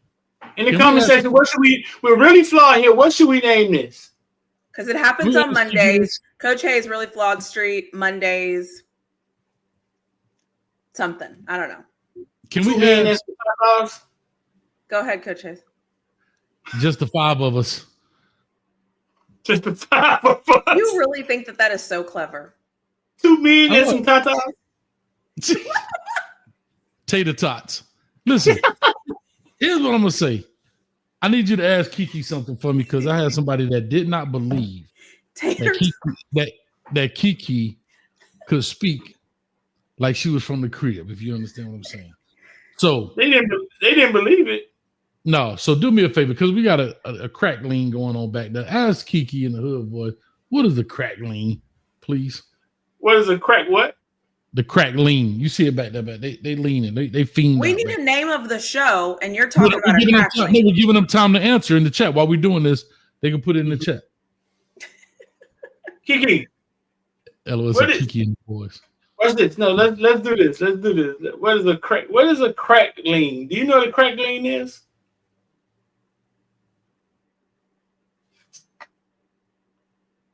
Okay, so a crack lean, if you're talking food, is that crispy golden skin or pork rind from fried? No, we're not talking about food. We're talking about when people in the hood are on drugs. We're talking about when people call it a delicacy. Not you giving her the definition. The crackling could be heat, energy, or that spot where something's popping off. Like you know it's about. No, when people in the hood on crack and they're leaning, look like they about to fall. What do you call it? We need the hood voice though. Let's see. Let's ask her this. Kiki, you there? This is wild. Where's she going? She a megabyte. What's she going? She a what? It's a megabyte. She a megabyte. What's she going? She's not a megabyte. Not a megabyte. Tell me she a megabyte. Kiki, we have a show called Hayes Street. It's me, Coach Hayes. We call it Hayes Street, and then we added a female named Really Flawed. Give me 3 names that we can name our show. Let's see. Somebody said 2 twins and the boys. 1, Hayes Street vibes. Keeps it connected to the original name while adding a fresh, inclusive energy. 2, the Hayes Street Collective. With you, Coach Hayes, and Really Flawed. 3, Flawed and Hayes Street. A bold twist to spotlight both voices equally while staying tied to the brand. Wait, any of these hit? No, none of them hit. Give me 5 more. Try again. I need something more dicey. Come on, give me something. Talk in your hood voice. Why are you talking to her like that? Like she a person? Yeah. Yeah. What was that? Let's make it real.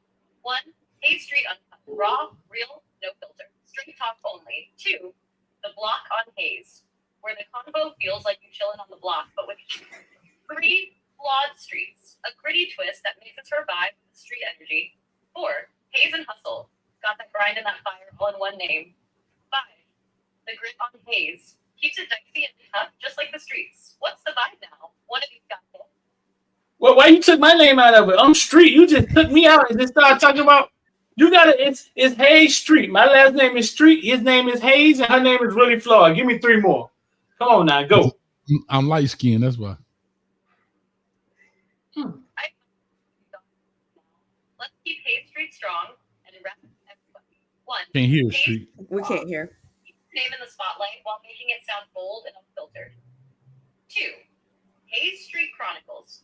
Like y'all telling the stories that matter. Straight from the source. Hayes Street Heat.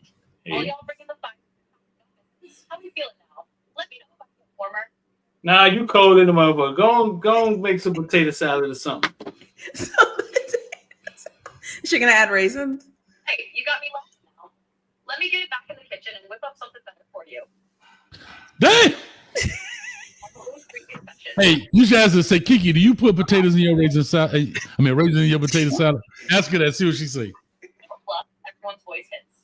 3, Hayes Street villains. Bold, gritty, and fits the vibe. We cooking now, or I need to stay out the kitchen. You see her throw that villains in there? Let me hear the first two again. She said, throw the villains in there. Oh, I see you slide that smooth. Respect. Here's the first two again. 1, Hayes Street confession. Y'all laid it all out, real raw, like a tell-all straight from the heart. It's hard to hear, though. Hayes Street. Nothing but facts. The realest takes from the whole squad. You feeling these, or we keep digging for more villain level heat? Try the chat. What did the chat say? Man, they got all type of stuff. Beauty and Ellen got Beauty and the Beast. For the streets. Hey, the breast of sports. What? Look at these fools. Look at these fools, boy. Threesome. Beauty on Hayes Street. Let me see. Back buddies. What? Back buddy. What is that? For the streets. How about that? That's hilarious. What'd you say, Floyd? Did you say this earlier? 2 twins and the boys? Yeah. Oh, have mercy. That's 2 funny. twins and the boys. That's funny. King Billy, you going too far, brethren. You're gone too far, King Billy. I ain't putting that one on the screen. I can't see it. What King Billy say? I ain't putting that one up there. I'll let you put that up the street. That crazy. That boy, that gone too far. What? That sound like that sound like a porno. No, that's crazy. Let me That's put it up there. Oh God. Oh, Don't act like you don't know what that means. you asked for it. I'm trying to let it go. But just, It didn't hit right.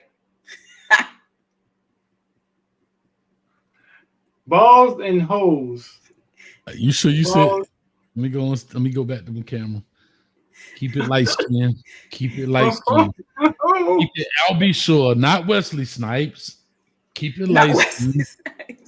Keep it light skin. I don't know. Bosom buddy. This person right here has to be over 50. Bosom buddies. Over 50. Where did bosom buddy? Where did that come from?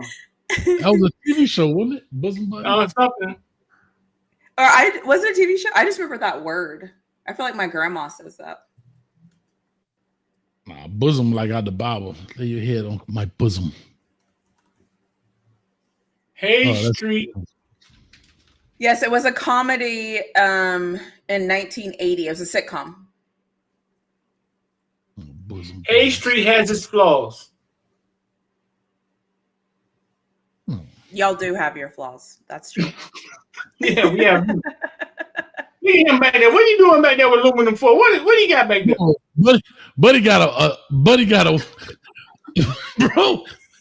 He got a whole survival kit, like we lost in the wilderness, dog. No, how bad are we up here laughing at people homelessness, man? God is not me, God. We're not laughing at the homelessness. We're laughing at the behavior. The behavior. That boy said the fact that she shout out to Jeannie Alley. What's up? The fact that she said did not hit right. Yes, see, she felt me. She understood what I was saying. She understood what I was saying. I didn't know that went over my head. I didn't catch that. I think Hayes caught it too. That's why I looked at you. I'm slow. I took the foot bus. Yeah. Bosom buddy. That sounds like some no diddies. Oh. Bang bang. Bang bang show. Babes, balls, and beyond. Babe, boobs, balls, and beyond. This is crazy. She got it as soon as I said it. You can always tell when people got it and people didn't, because some people are like, I don't get it. But if you got, if you know, you know. If you got it, you got it. Hold on, is that a fire? Does he got a fire blowing down there? He do got a fire. Boy, Bro, It what is is a happening? fire. it's That thing cold gonna out be there. control. Ask Trying to Kiki, keep warm. hold on, ask Kiki, what's the temperature in Kensington, Pennsylvania? Where are they? Kensington, Pennsylvania. Oh, he's about to sleep by the fire? Kiki, what's the Oh, that- temperature in Kensington, Pennsylvania tonight? Like a full vibe. Kids I'm kind sing of impressed by this. And one What? What is the weather in Kensington, Pennsylvania?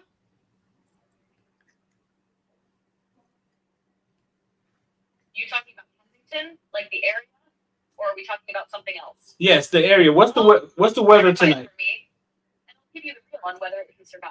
What? What's the vibe you're hinting at? What's the weather tonight in Kensington, Pennsylvania? How cold is it?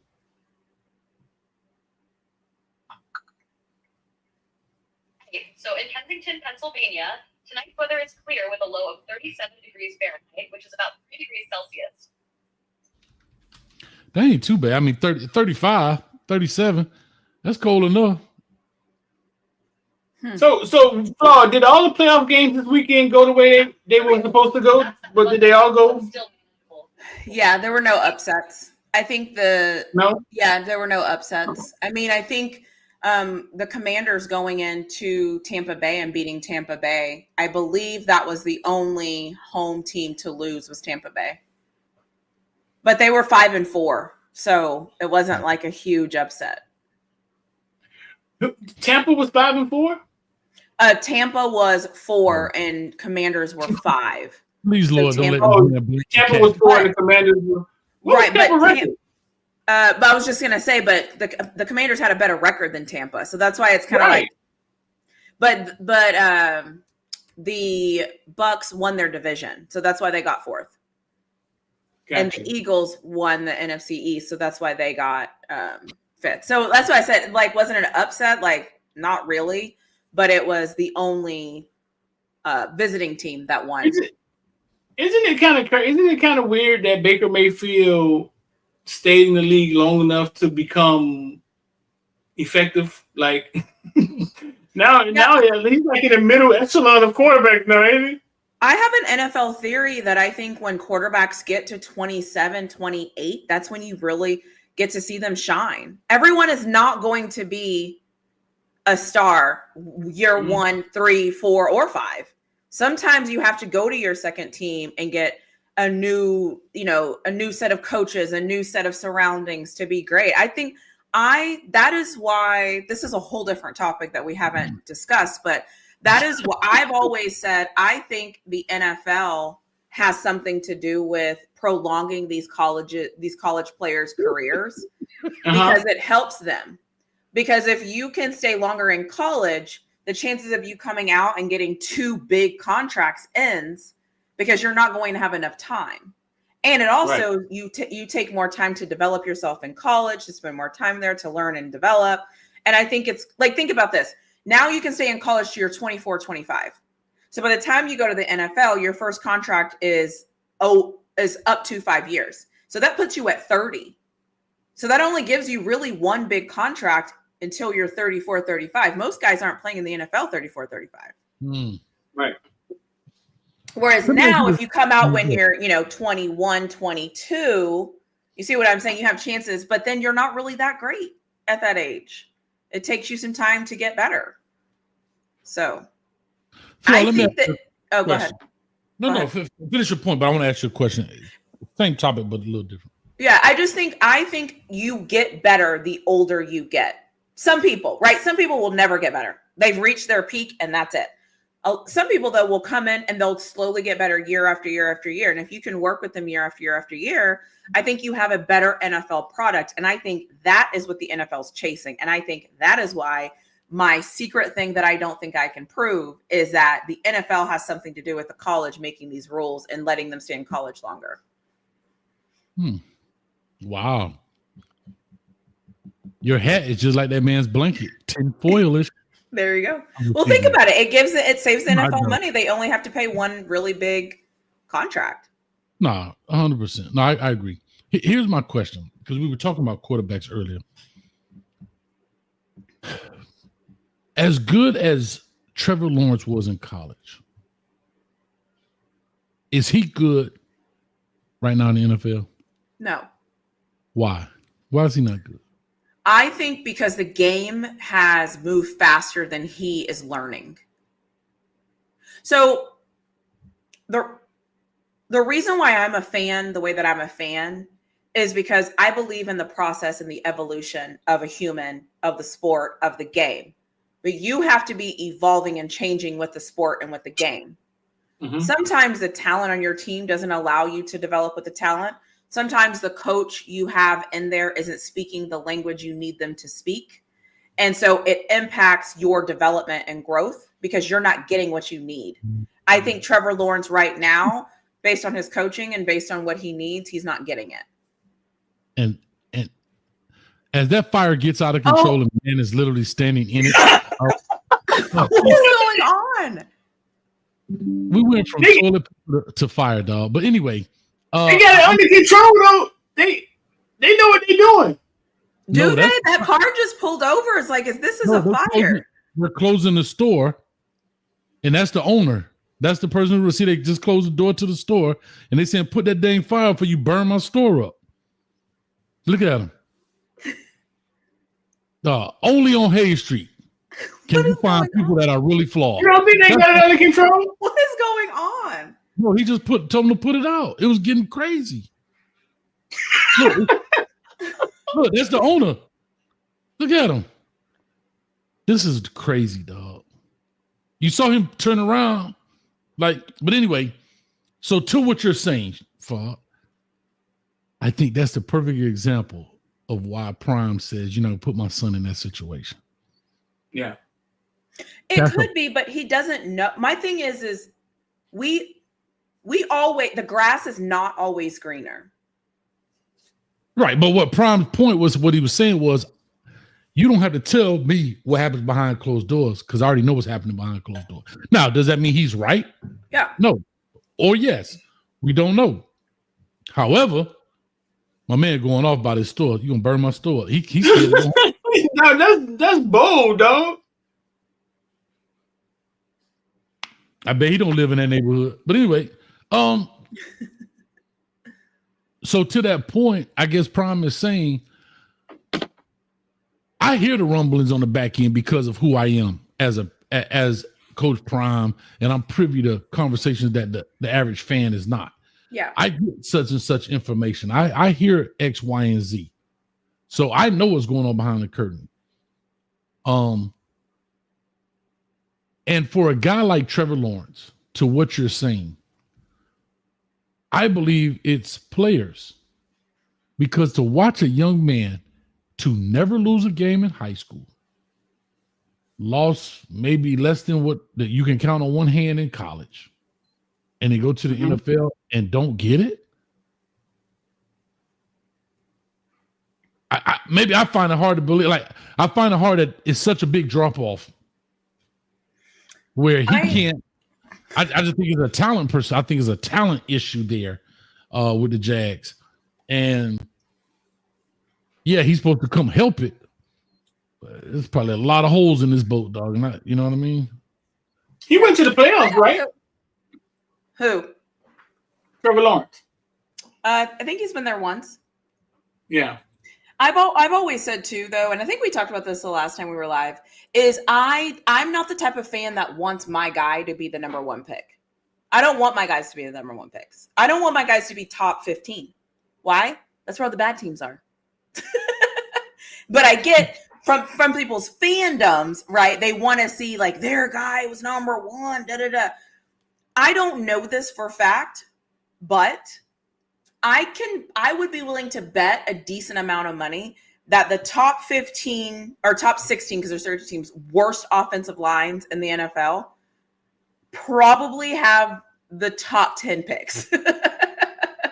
And so what that's telling me is that a good situation? Is it a good situation for you to send somebody? And again, I'm not even talking about Coach Prime. I'm just saying just in general.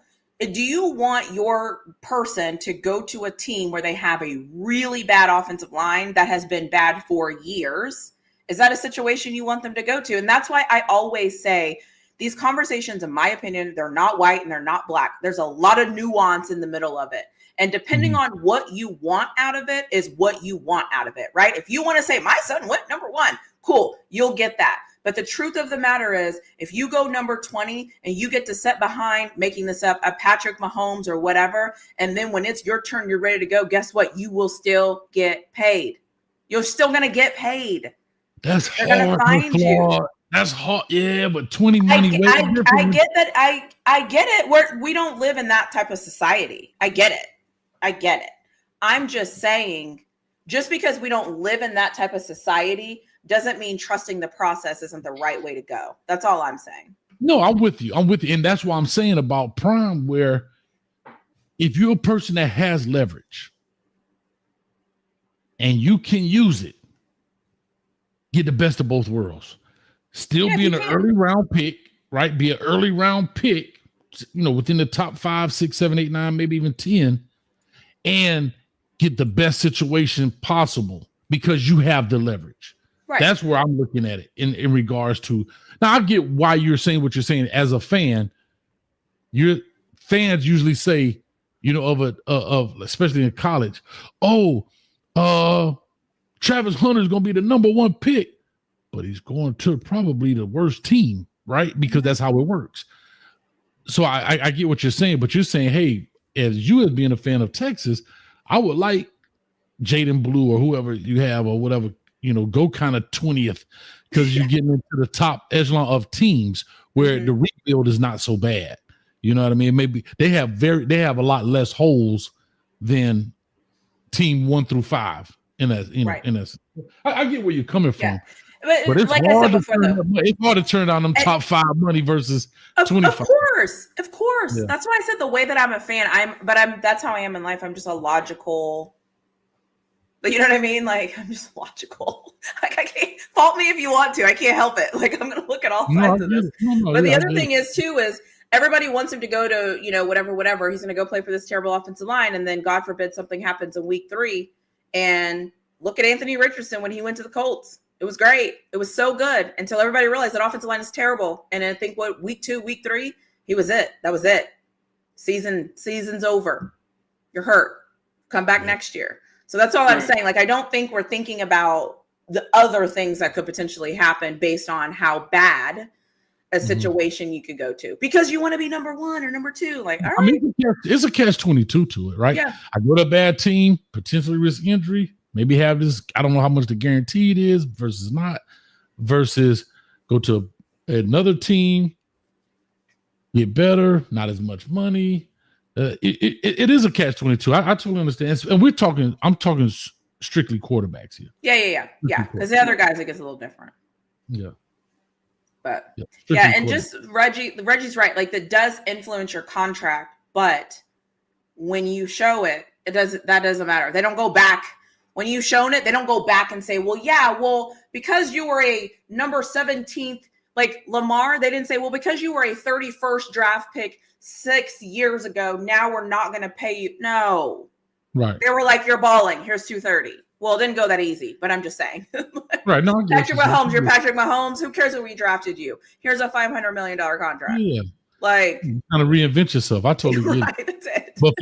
But so here's a perfect example. Russell, Jamarcus Russell. He ain't never get to that second one, but he got the 50 mil. Yeah. And he gone. Yeah. Oh, the fire's gone too. R.I.P. to Brady Quinn. Remember Brady Quinn? I don't know what he did, but I remember nothing. Dang, God. But he the first pick or something like that, or one of the top picks coming out. I think he was the first. I think he was a first round pick. Was he the first pick? Cleveland. Brady Quinn was that good? No, he wasn't that good. No, but he I remember Brady. They picked. It was him or Ted Ginn. I remember him and Ted Ginn was in the. Yeah, we drafted Ted Ginn and his family. Remember? Yeah. What round did he go? I mean, what pick did he go? Okay, so Brady Quinn was the 6th round. He was. So who else did you just say? Brady Quinn was the 6th round? That's what it says. It says, oh, wait. Hold on. He was selected by. He won. Hold on. I typed Brady and it brought up Tom Brady. Oh, No, he was selected first round, 22nd pick. 22nd pick. Okay. Yeah, I'm about to say 6th round. Oh, my memory failing me. No, that was Tom Brady. But who was the other guy you said? Ted Ginn. Ted Ginn. Ted Ginn. Oh, is he the guy from Ohio State? Ohio State. He was fast. Well, let's see. Where was he picked in the draft? Right close. Right. It wasn't far. They weren't far off. He was the first round 9th pick. 9th pick. We drafted him and his family. Mm-hmm. Yeah. Anyways, this game is on. Sam Bradford too. Sam Bradford, wasn't he the one that changed the whole signing bonus when he got all that money? When that Sam Bradford, they stopped with the 50 million, 60 million, Jamarcus Russell, Sam Bradford. Yeah, because it was crazy for a little bit. It was crazy. Yeah. Well, with all that being said, man, we done seen a lot tonight. We done talked about a lot tonight. 485 people in the building. We've done just for the 2 hours, and we always say we're gonna do an hour. Yeah. But go to therapy if you were triggered by the fire. Bro, the owner came out and like, put that junk. The lady was standing in the fire. I didn't know if y'all saw that. They were in the. Yeah, it looked like they were in the fire, bro. And I was like, this thing will get out of control. I think she knew what she was doing, dog. Then he got some survival skills. Mm. They didn't seem alarmed, did they? They didn't. Nobody cared but the business owner. He's like, man, you gonna melt the business owner was heated.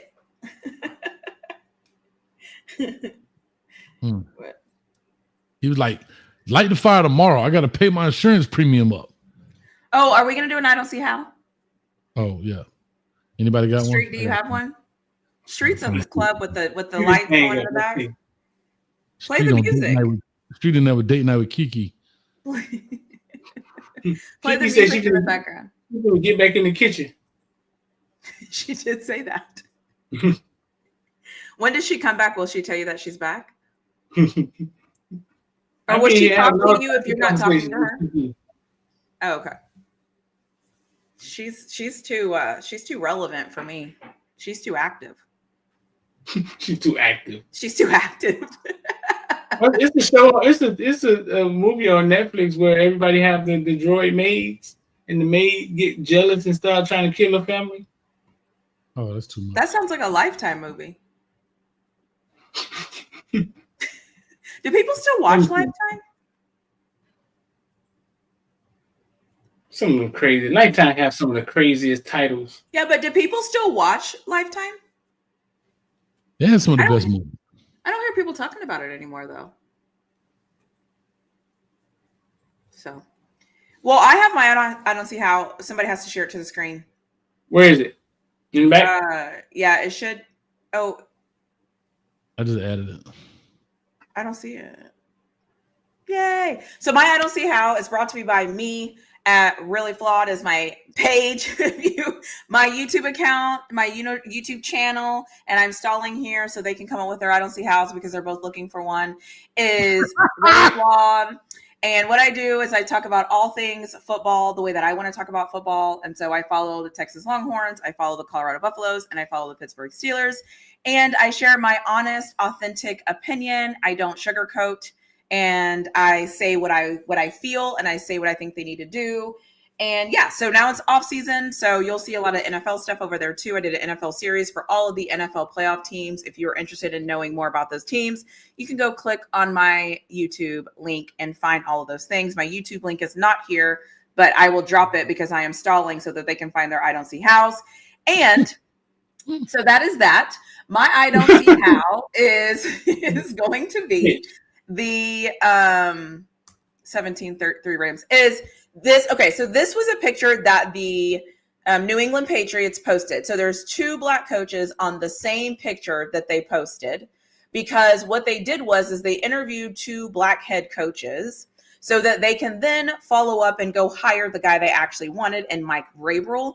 However, the reason why this is my I don't see how is I don't see how you have two black coaches on the same graphic. Every coach usually gets their own graphic. But on this case, they were like, we're not going to hire these guys anyway. It's 2 Black men. Let's put them on the same graphic.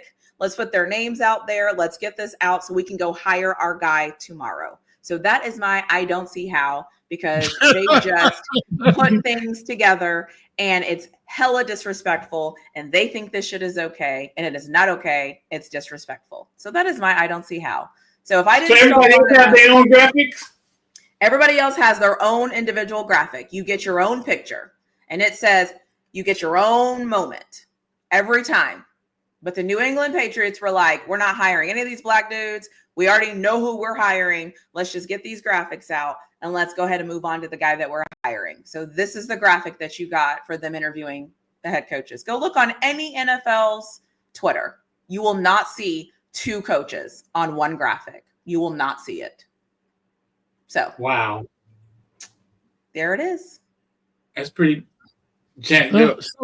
I'll say this: shout out to Pep Hamilton, the homie up there at the top. Again, got opportunity to interview. Pep been around a long time. Howard University grad. He made that one mistake in life. Not Hampton University, but he went to Howard.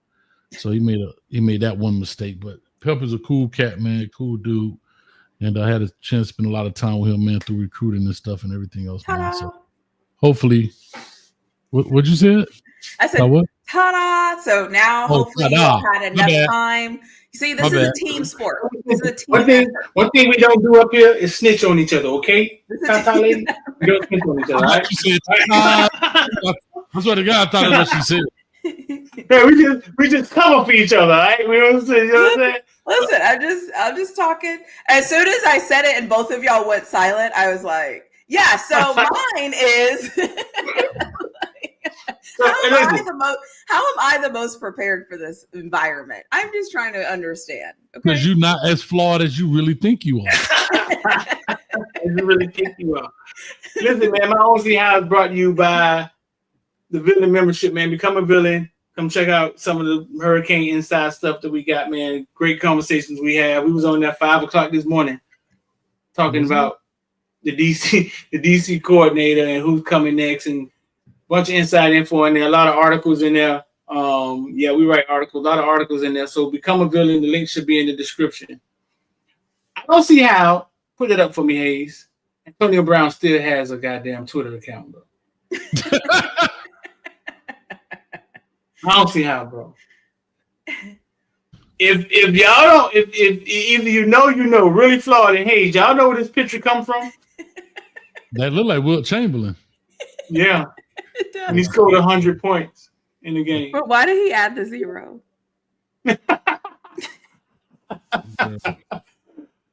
Hold up, scroll down on the side over that street. What's that picture down there? Oh my God, what is that, bro?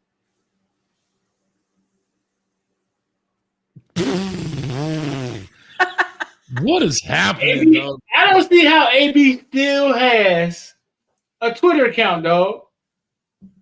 Bro, I tell you, dog, the devil's workshop. Twitter is the devil's workshop. I'm scared to keep scrolling. But this is epic, dog. This is epic. That's why he still has a Twitter account, because people like it. How many views does it have? Huh? How many views it got down at the bottom? 1.2 million impressions. It got 17,000 likes. Likes. And 824 retweets. 824. Who retweeted this? 824 people.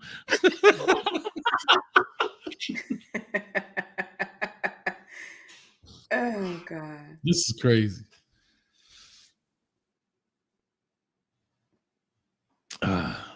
As they say, that's diabolical. That's the new word. That's diabolical. When he see these people in person, do you think they just laugh, or he's had a couple fights? I don't think he cares, and I don't think they care. So I just want to say this because I just saw it. It says sources are saying Cowboys owner Jerry Jones has spoken with Colorado head coach Deion Sanders about the team's head coaching vacancy, and discussions are expected to continue regarding the possibility of him becoming the next head coach in Dallas. Coach Prime is considered a top candidate, although the Cowboys plan to interview other candidates as part of the process. Maybe they're gonna interview Pep Hamilton and Byron Leftwich. So just FYI. Yeah, they just gonna change the color on that graphic you just put up. Really? Right. Put a We're star on it. gonna get 3 coaches on one graphic. It's hard to take that stuff serious, man, when you know they got to interview a black coach. Well, it said, it says Jerry Jones has spoken to him. I think it's different though with Prime because him and Jerry Jones probably have a relationship. Right. They do. Right. So maybe it's a little bit better. Maybe. Maybe. I don't know. Do you think Jerry Jones will hire Prime to be the coach? That would be wild. Can I just say this though?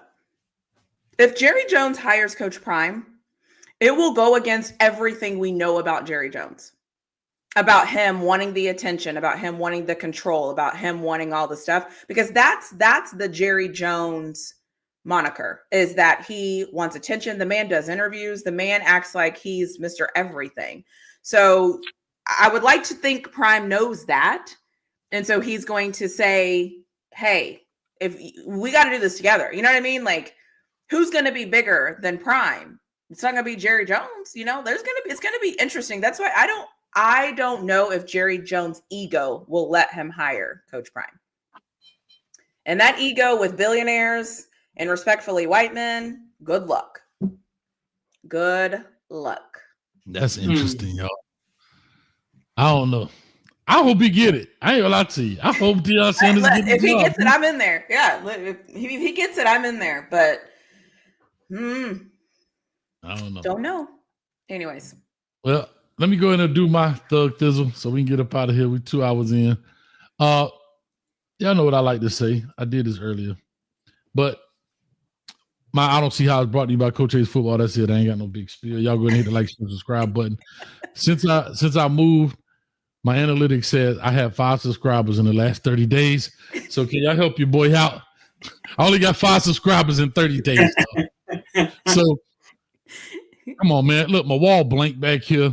Hey, matter of fact, I'm getting sponsored by U-Haul boxes. Y'all tighten up. Help your boy out.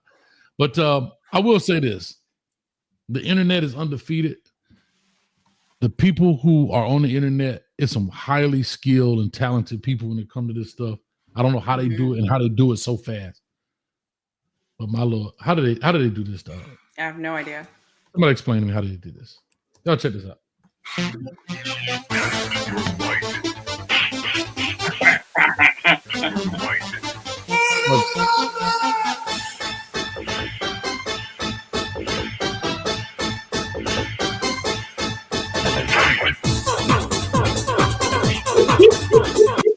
Bro, how do they do this, dog? How do they do this so fast, dog? Street AI. I know it's AI, but like they're not distorted or anything. And it look like Melania. Is that Melania back there? Like she looking on like, look at these two nuts. That's hilarious. But anyway. Trump's still with her? Yeah, they married. Yeah. Well, I don't know if he's still with her, but they still married. I'll say that.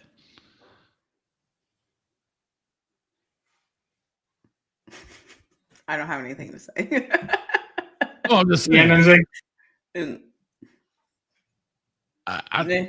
She been super quiet this election, but that's not neither here nor there. But anyhow, I was just saying. I know, right? That's why I asked. Jimmy Carter. What was Jimmy Carter? 100 years old. That was at Jimmy Carter's funeral for people that don't know. Yeah. President. 100. Was 100.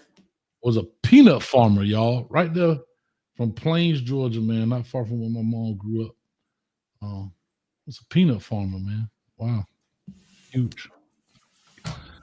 Anyway, I was just saying that's huge. Like, think about how many people go from being a peanut farmer to the president.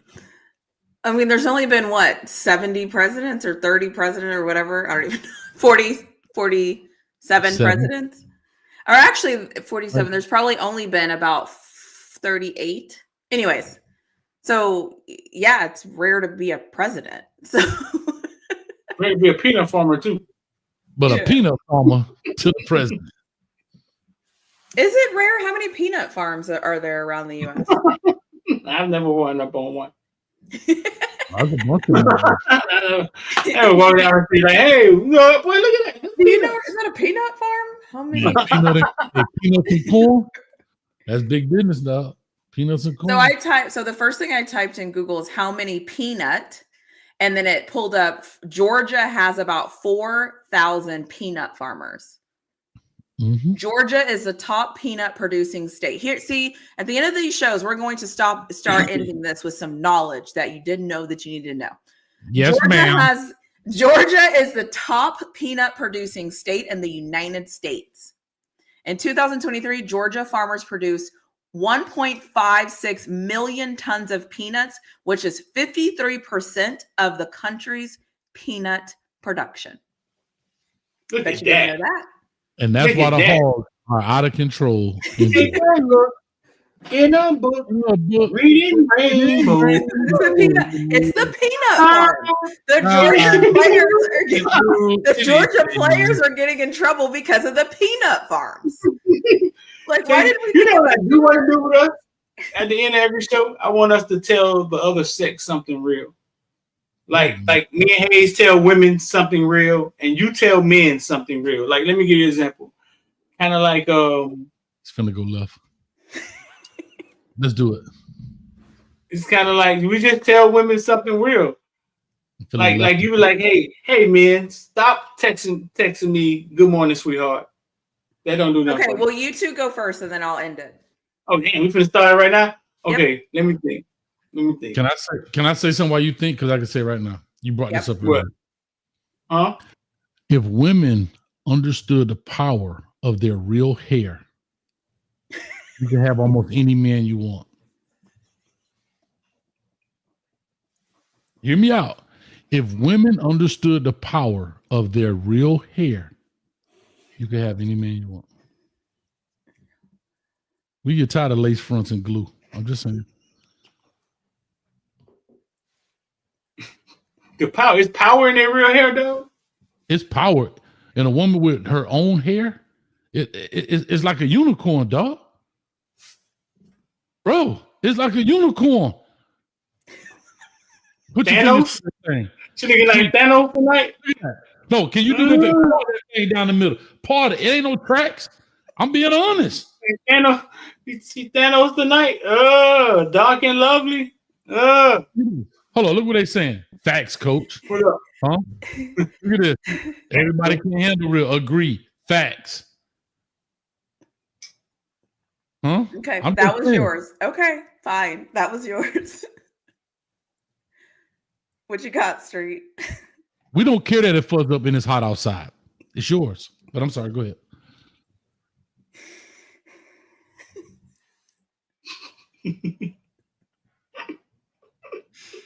Why y'all laughing? Is that what you want, right? That's what we want. That's how we're ending. Street, you're on.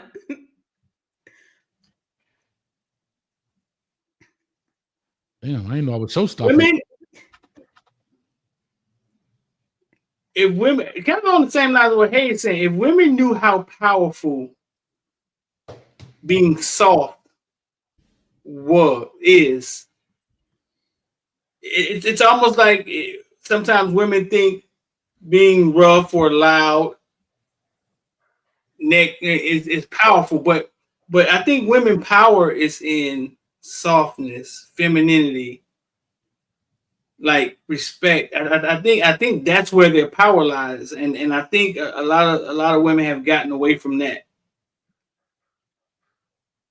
Being soft, like the more quiet you speak, the more people listen. That makes sense. Yeah. This is therapeutic. Just like it's a video going around with a girl saying, and you could tell she kind of hood, and she's saying, "Why nobody taught me how to be soft?" Yeah, you don't learn it. That's Yeah, true. That's she the started issue. talking like when I learned how to just talk like this and be this. And she said she learned that was her power. Her power was being in her femininity, being soft, not what I'm saying, not being loud and abrasive. And I told her, no. You do have to learn that, and I think that's the thing. I think, This boy Reggie's stupid. I'm tired of females giving me dap. Exactly. Do I have to do one or two? Do I do two because y'all have because it's two? Just do one. You must be got two. She might be got two. She probably got five. There's two of them. There's two of them. She got two of them. Two. Yeah. I think the first one is if men knew that just because we're nice and friendly doesn't mean we're trying to get at you. Because I think in public, like there's times where you could like go to the store, whatever, and you might see, like something happen and you might help out or reach out or be like, oh, my bad, or hey, I hope you have a great day or whatever. Just because I'm speaking to you and being nice and cordial doesn't mean I'm speaking to you to try to get at you. If that makes sense. So I think that's one. Because I think sometimes just somebody being nice and friendly can be seen as like, oh, she wants me. Look how nice she's being to me. And it's like, some people are raised right to be nice and to smile, right. Yeah, and to say thank you, and to make eye contact. Mm-hmm. You're so know where you're from. Right. Yeah. Yeah. Like, you're right. Yeah. And especially for me, like I was raised around men. Like I was raised to be nice, respectful, interact, be kind, and all the things. That doesn't mean I'm trying to get at you. It just means I see you. I'm acknowledging you that you exist, and we keep it moving. Don't follow me around the grocery store and try to get my number because I said, hey, I hope you have a nice day. I was just saying, I hope you have a nice day. So that might be a missed opportunity. Not to rebut what you're saying, but it may be a missed opportunity because no, I'm just don't try to defend it. I'm telling you. Sometimes there's just nice women that are just like, appreciate you, have a good day. We're cool. No, that's fair. So it's equivalent to the deer walking by the lion, right? And saying, "What's up, dog? I'm just speaking, dog. You ain't gotta eat me today." That's what it's equivalent to because we hunt women. Yeah. Well, but here's the thing. I always tell people go by the three touch point rules, right? 3 touch points. What that means is if I see you and I say hi, and you say hi back, and I say, thank you, have a nice day. Anything above that, it's on. Does that make sense? I can What do you mean? Okay, like, what's above that? If there's more interaction than that.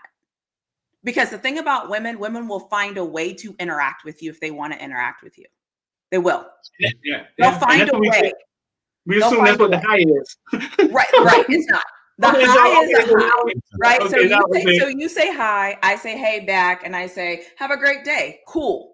It's over. But if you say hi and if I say hi and you say hi back, and then I say, oh, what are you getting up? What are you up to? That's right? Like, I think so many times, like, here's what I always tell people. I think people always accuse women of being complicated, but we're giving you the keys. You're just not listening. So it's not my fault if you're not listening. You know what I'll say, hey, that's complicated to us, Flaw. I'm glad you just said that. If you say hi, have a nice day, I'm gonna say, well, my day will be better if I spend the rest of it with you. See, right? Like, and if I don't give anything and I don't respond, it's over. It's dead. Don't say something else. Well, that's fair. Damn. Don't say nothing else. It's over. Like, you know what I'm saying? Like, if you throw out the food and I don't eat it, I don't want it. That's it. Hey, she just said men think women are complicated, but we give y'all the keys. We give you the clues, right? No, I never said we weren't complicated. I'm just saying there's certain situations where we tell you, but you still think it's something. Like even now, I just told you, and y'all are both like, well, wait, but what if? But what if? That's right. Like, no. Well, because what you're saying is, see, to me and Hayes, you telling us it's okay is you saying, hey, black shirt, ain't doing nothing tonight. Why don't you come be with me? That's direct. What you're saying is, What you're saying is it's a riddle, right? If I say something else to you, you should know that's your cue. There's no light on your forehead that goes off and be like. I said, let's go back to the basics. I said, there are nice women in the world that just want to speak, say hey, and keep it moving. That's what I said. That's it. Right. But if you say something else, you're saying that's supposed to be our indication that it's on. Oh, no, I'm just saying, I feel like listen, everybody has a different trigger point. I don't know. I'm not here to tell you that. I'm just saying in the world, I feel like if someone's just being kind to you, they're just being kind to you. They're just being nice. That's it. Like everything isn't like sometimes because we're so used to women. We're so used to women, and I know I've never been Drake. I've never been, you know what I'm saying? So I don't know how women act towards Chris Brown, but we're so used to women not saying anything, being snobbish, or not speaking, right? So when one do speak. But do you know why they don't usually speak? Is because of what's happening right now. Huh? It's because of this. Well, she spoke. Does that mean she's interested? Well, it's easier to just not speak. That's what I'm saying. That's my whole point. But even if you look at her and you're about to speak, just a normal person would just say, hey. Yeah. But if you're a woman, I'm trying to tell you, when you live in the world as a woman, right, you are put in all these different categories. So what I'm saying is, I'm telling you, because I live in the world as a woman, and I know that I have to pick and choose who I'm going to speak to. Am I going to smile? Well, no, because I don't want to be that friendly. Am I going to interact? Well, no, because I don't want to be that friendly. But I see you. I was raised, especially when you see another Black person, they do the head nod, do the hey symbol, something, let the person know you saw them and keep it moving. So most times if I make eye contact with you, I'm going to speak because I was raised that way. Right. And I'm keeping it moving. That doesn't mean anything. It just means I'm speaking and keeping it moving. When women speak to you, Hayes, in the grocery store, you assume, oh, well, she's trying to holler at me. If she fine. If she ain't fine, then she ain't trying to holler at me. It all depends on what she look like. You got another one, really, Floyd? You got another one? I'm just saying. I just call it what it is. If she don't look right, now she may be trying to holler. I'm like, like, no, man. You got that cafeteria. I think the second one could be, we understand that you want to watch sports or football, but let us know on the back end we're going to get our time. So if it's a game or like a basketball game or like something's coming up and it's really important to you, just say, hey, I got to watch this game, but we can do something on Tuesday. You know what I mean? Communicate. But you should know. I've been with you Monday, Tuesday, Wednesday, Thursday, Friday. Hey, if I sit down and watch a game, I gotta be like, hey, listen. I didn't combat y'all's things. I just took it as knowledge. You see? Okay. I'm trying to learn. Okay, so give us a little bit more. You're saying those 2 hours he's not paying any attention to you. Cool. But you're saying you need to get some of that back. So make sure you let her know. No, I'm saying like, I'm like, hey, on Saturday, we're going to go to so-and-so's birthday party, and you're like, hey, actually, there's a game on Saturday. Okay. So I wanted you to come with me. I was hoping you were coming with me. I was hoping we'd hang out this weekend. Well, I have a game, so let me go to the party. We'll do something tomorrow. Cool. Have fun. But you should know there's a game. If you really, lady, you know there's a game on Saturday.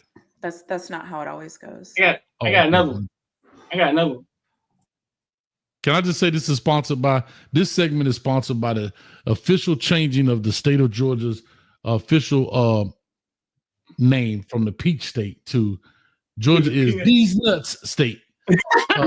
The leader in peanuts. So I just want to say that. Shout out. Yeah. Okay. And I think I always love when come on people the only reason why I agreed to do this is because I wanted to see how everything that I said, everybody in the chat would go against me. Because I wanted to prove this point that if a woman tells you something and is telling you, you will always find a way to combat what she's saying to make it right for you instead of listening to the thing that she is saying. Not me. No, it's your truth. It's your truth. I just learned from it. I mean, right, but that's what I'm saying. But what happens when you get into these things is, like I said, I'm living in the world as a woman. I'm a sports watcher. I almost always know what's happening. I watch UFC. I watch, basketball, football, volleyball. You know what I'm saying? I usually always know what's going on. But there are times where I also have a life and I also have other things going on. So I might forget. We listen to you. You don't think we listen to me? No, it's not you. You? It's not, I'm just telling you that the dynamics. They just want to talk to you. But the dynamics of people is what I'm saying is that a lot of people try to defend their action of what they think should happen, but don't realize why it's maybe not happening. Does that make sense? Yeah. Like sometimes things don't happen because you just forgot. Just agree, Street. Just agree. Just agree. Yeah. Okay. I'm just saying. You're right. I got one more. Yeah, Street. Did I say something? You said when we agreed, everything just stopped. As soon as we agreed, it stopped. Yeah, you're right. Okay, you have. I need to go watch this football game. It's a halftime, so by the time this ball kicks off, I need to be in front of a TV. Who playing? By the time this ball kicks off. Street a little slow with that kind of stuff. He gotta say it like 3 times before he catch it. But go ahead. It always goes in my head. I tell my lady all the time, don't throw me no hints because I ain't catching none of them. It is 24-3, and the Rams are winning. That's over. Rams and Vikings. I don't think so. The Vikings can score. Before we get out of here, when y'all just jump up in the morning and run to the store and don't get dressed up, don't think that we can't see your beauty. That's y'all right. seem to think that because you're not dressed up, we can't see your beauty. That's not how we rate y'all. We don't rate y'all when you dressed up on Friday night and you looking. That's not how we do it. We can see what you look like. This is what you're gonna look like when you wake up. This is what I'm gonna see most of the time. Like this. Yeah, no. You gonna go? You finna go put something on your head, and so you finna look worse. Close. Okay, it'll probably kind of look like this. Exactly. Right. So when you get up, run to the store with your sweatpants on and your t-shirt, and you're like, I was looking ragged, and he still tried to holler at me. It's because that's your essence. That's you. We're still attracted to you. That's what we're attracted to. We're not attracted to the lashes and it, even though it looks good. Yeah, the attraction is the raw you, right? So that always confused me when women say that. I wasn't even. No, I think it's because you don't always hear that. That's not who you cheat. That's not who you cheat with. That's not the person you compliment. And usually that's not the person that society also accepts. So there's nowhere where that's getting reinforced. It usually doesn't get reinforced. What part? What? Yes. A natural look usually doesn't get reinforced. Oh. You see what I'm saying? Because let's just in the real world, those aren't what's getting the likes. That's not what's on magazine covers. That's not usually when men go cheat. They don't go cheat on the girl that looks like the girl next door. They don't. So my point is, I hear you, but a lot of women, the opposite side, will say that it's because they don't hear how beautiful they are in that state. They don't hear how nice you look in that state. Oh, you see what I'm saying? Like you're not encouraging it. So if when I'm dressed like this and in sweatpants and you're like, oh, you look great, it usually doesn't happen.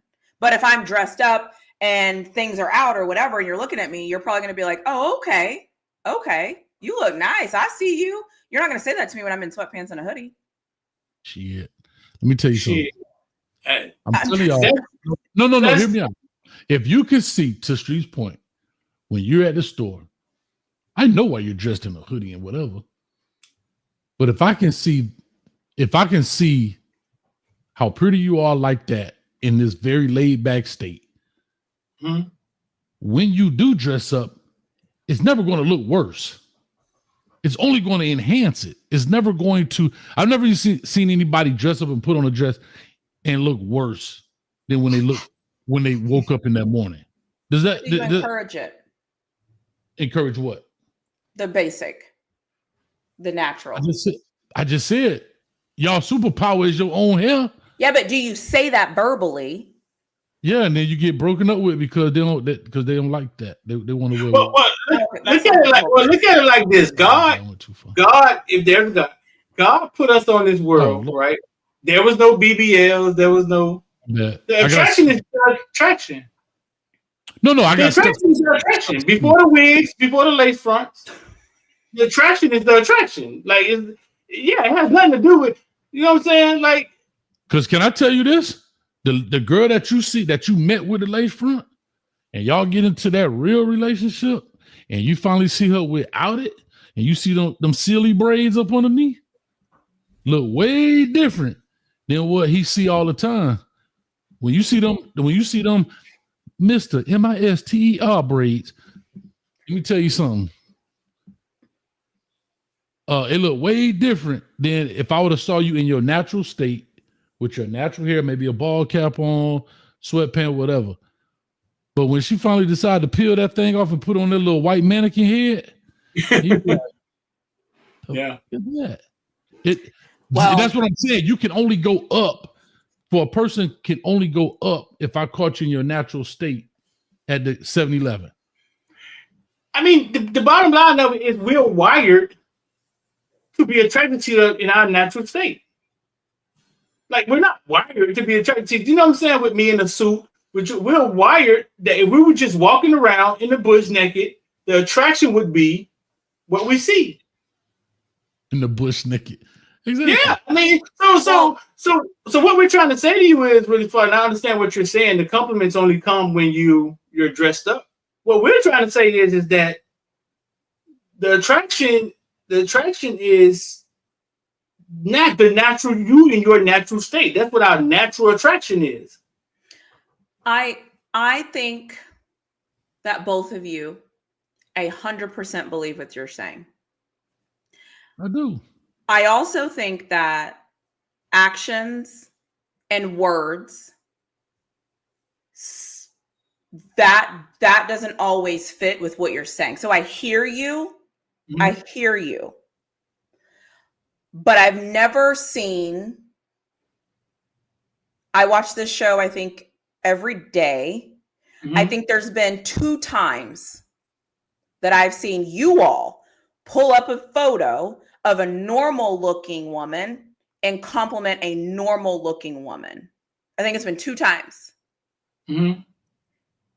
I've seen countless of other times of other looking women come up, and we'll go through and y'all have gone through their Instagrams and y'all have gone through I'm just making a point. You don't have to defend it. I'm just making a point to say, if you're telling me one thing, but then when you're looking at and you're appealing to something else, that is why it's like, yeah, I hear you, what you're saying. I think you're saying the right thing.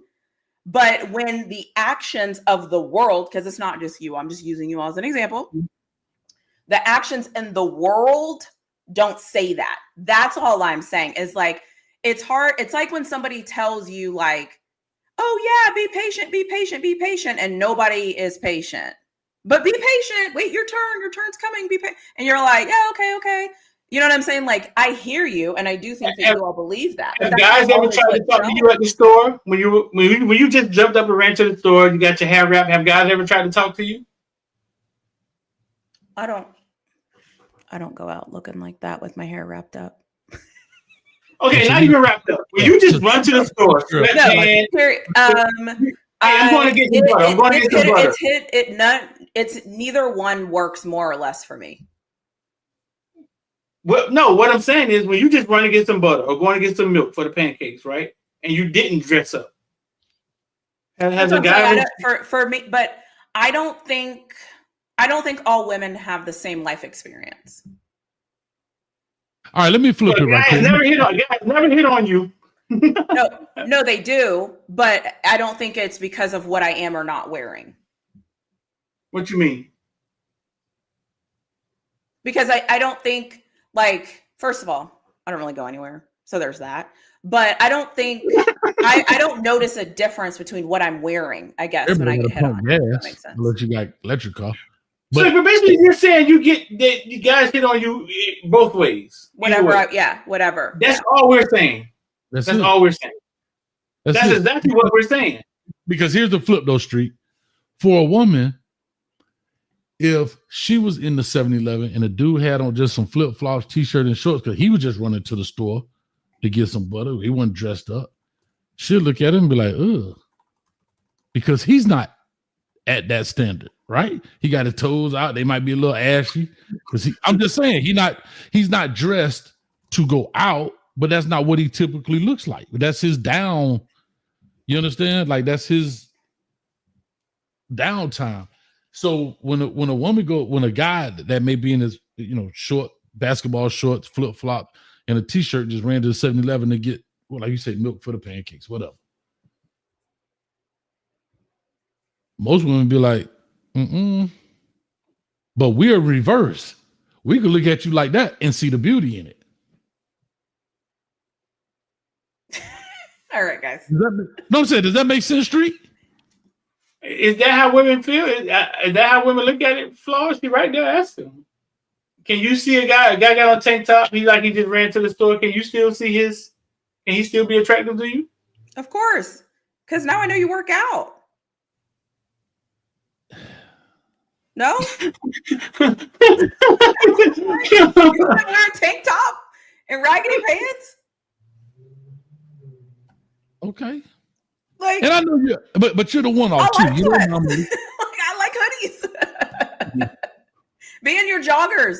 Like sweaty, the sweatier the better. Be like roughed up and you just came from the gym. You have to run in to get some eggs. Like what? I like it. I'm just saying. And for all the women in the chat, I got news for y'all. Men don't have a type. Oh, you know what? Y'all are dumb. y'all are acting like God came down and was like, this is how men should act. Here's these two men acting like men should act. Stop it. That's right. Stop it. Anyways, I need to go watch this. We're just trying to inform you, help. We're just trying to inform. Okay. And she accused us of not listening now. What just happened? Like, y'all just too men. We're going to get 98 more in here to get a survey going. Because what y'all saying, though. Y'all are like, oh, we're so simple. We love simple. We're so this. We're so that. We're so that. We're all that. We are. You just accuse us of that, what you're doing right now. You were so great. Hey, you know what?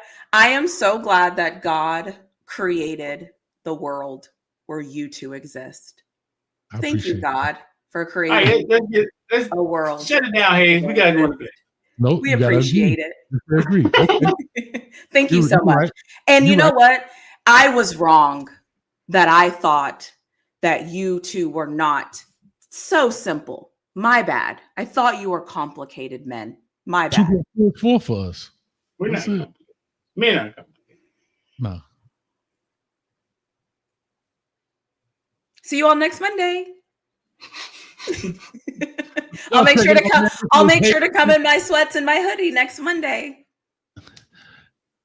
There it is, y'all. Y'all check it out. This is Hayes Street. That's what the men said they like. Yeah. I'll come in my bun and my hoodie Monday. No. Your bun next week. Fun. Yes, I would love to see bun and hoodie next week. Mm-hmm. Yeah. Sounds good. I'm coming on with a wife beater and turn the AC on 50. See how that works out for us. All right, with that being said, we out here, man. Peace, love, health, grease. This is Hayes Street. Starring Really Flawed. How about that? This is Hayes Street starring Really Flawed on Monday. Y'all check us out. We'll be back tomorrow. Coach in the building. We're gonna make y'all happy. All I need to know is on one of your other shows, let me know which color hoodie. Black, gray, pink. And I think I have a blue one. Whichever one you like. It don't matter. I like you're going to get some milk for the pancakes and we good with it. I got my outfit ready. And for everybody who donated, man, appreciate it. Thank you. It does help. Yes, thank you. And it does help us pay this $90 stream y'all bill a month. My Lord. Golly, they tripping, man. But anyway, with all that being said, we appreciate it. We out of here. Peace.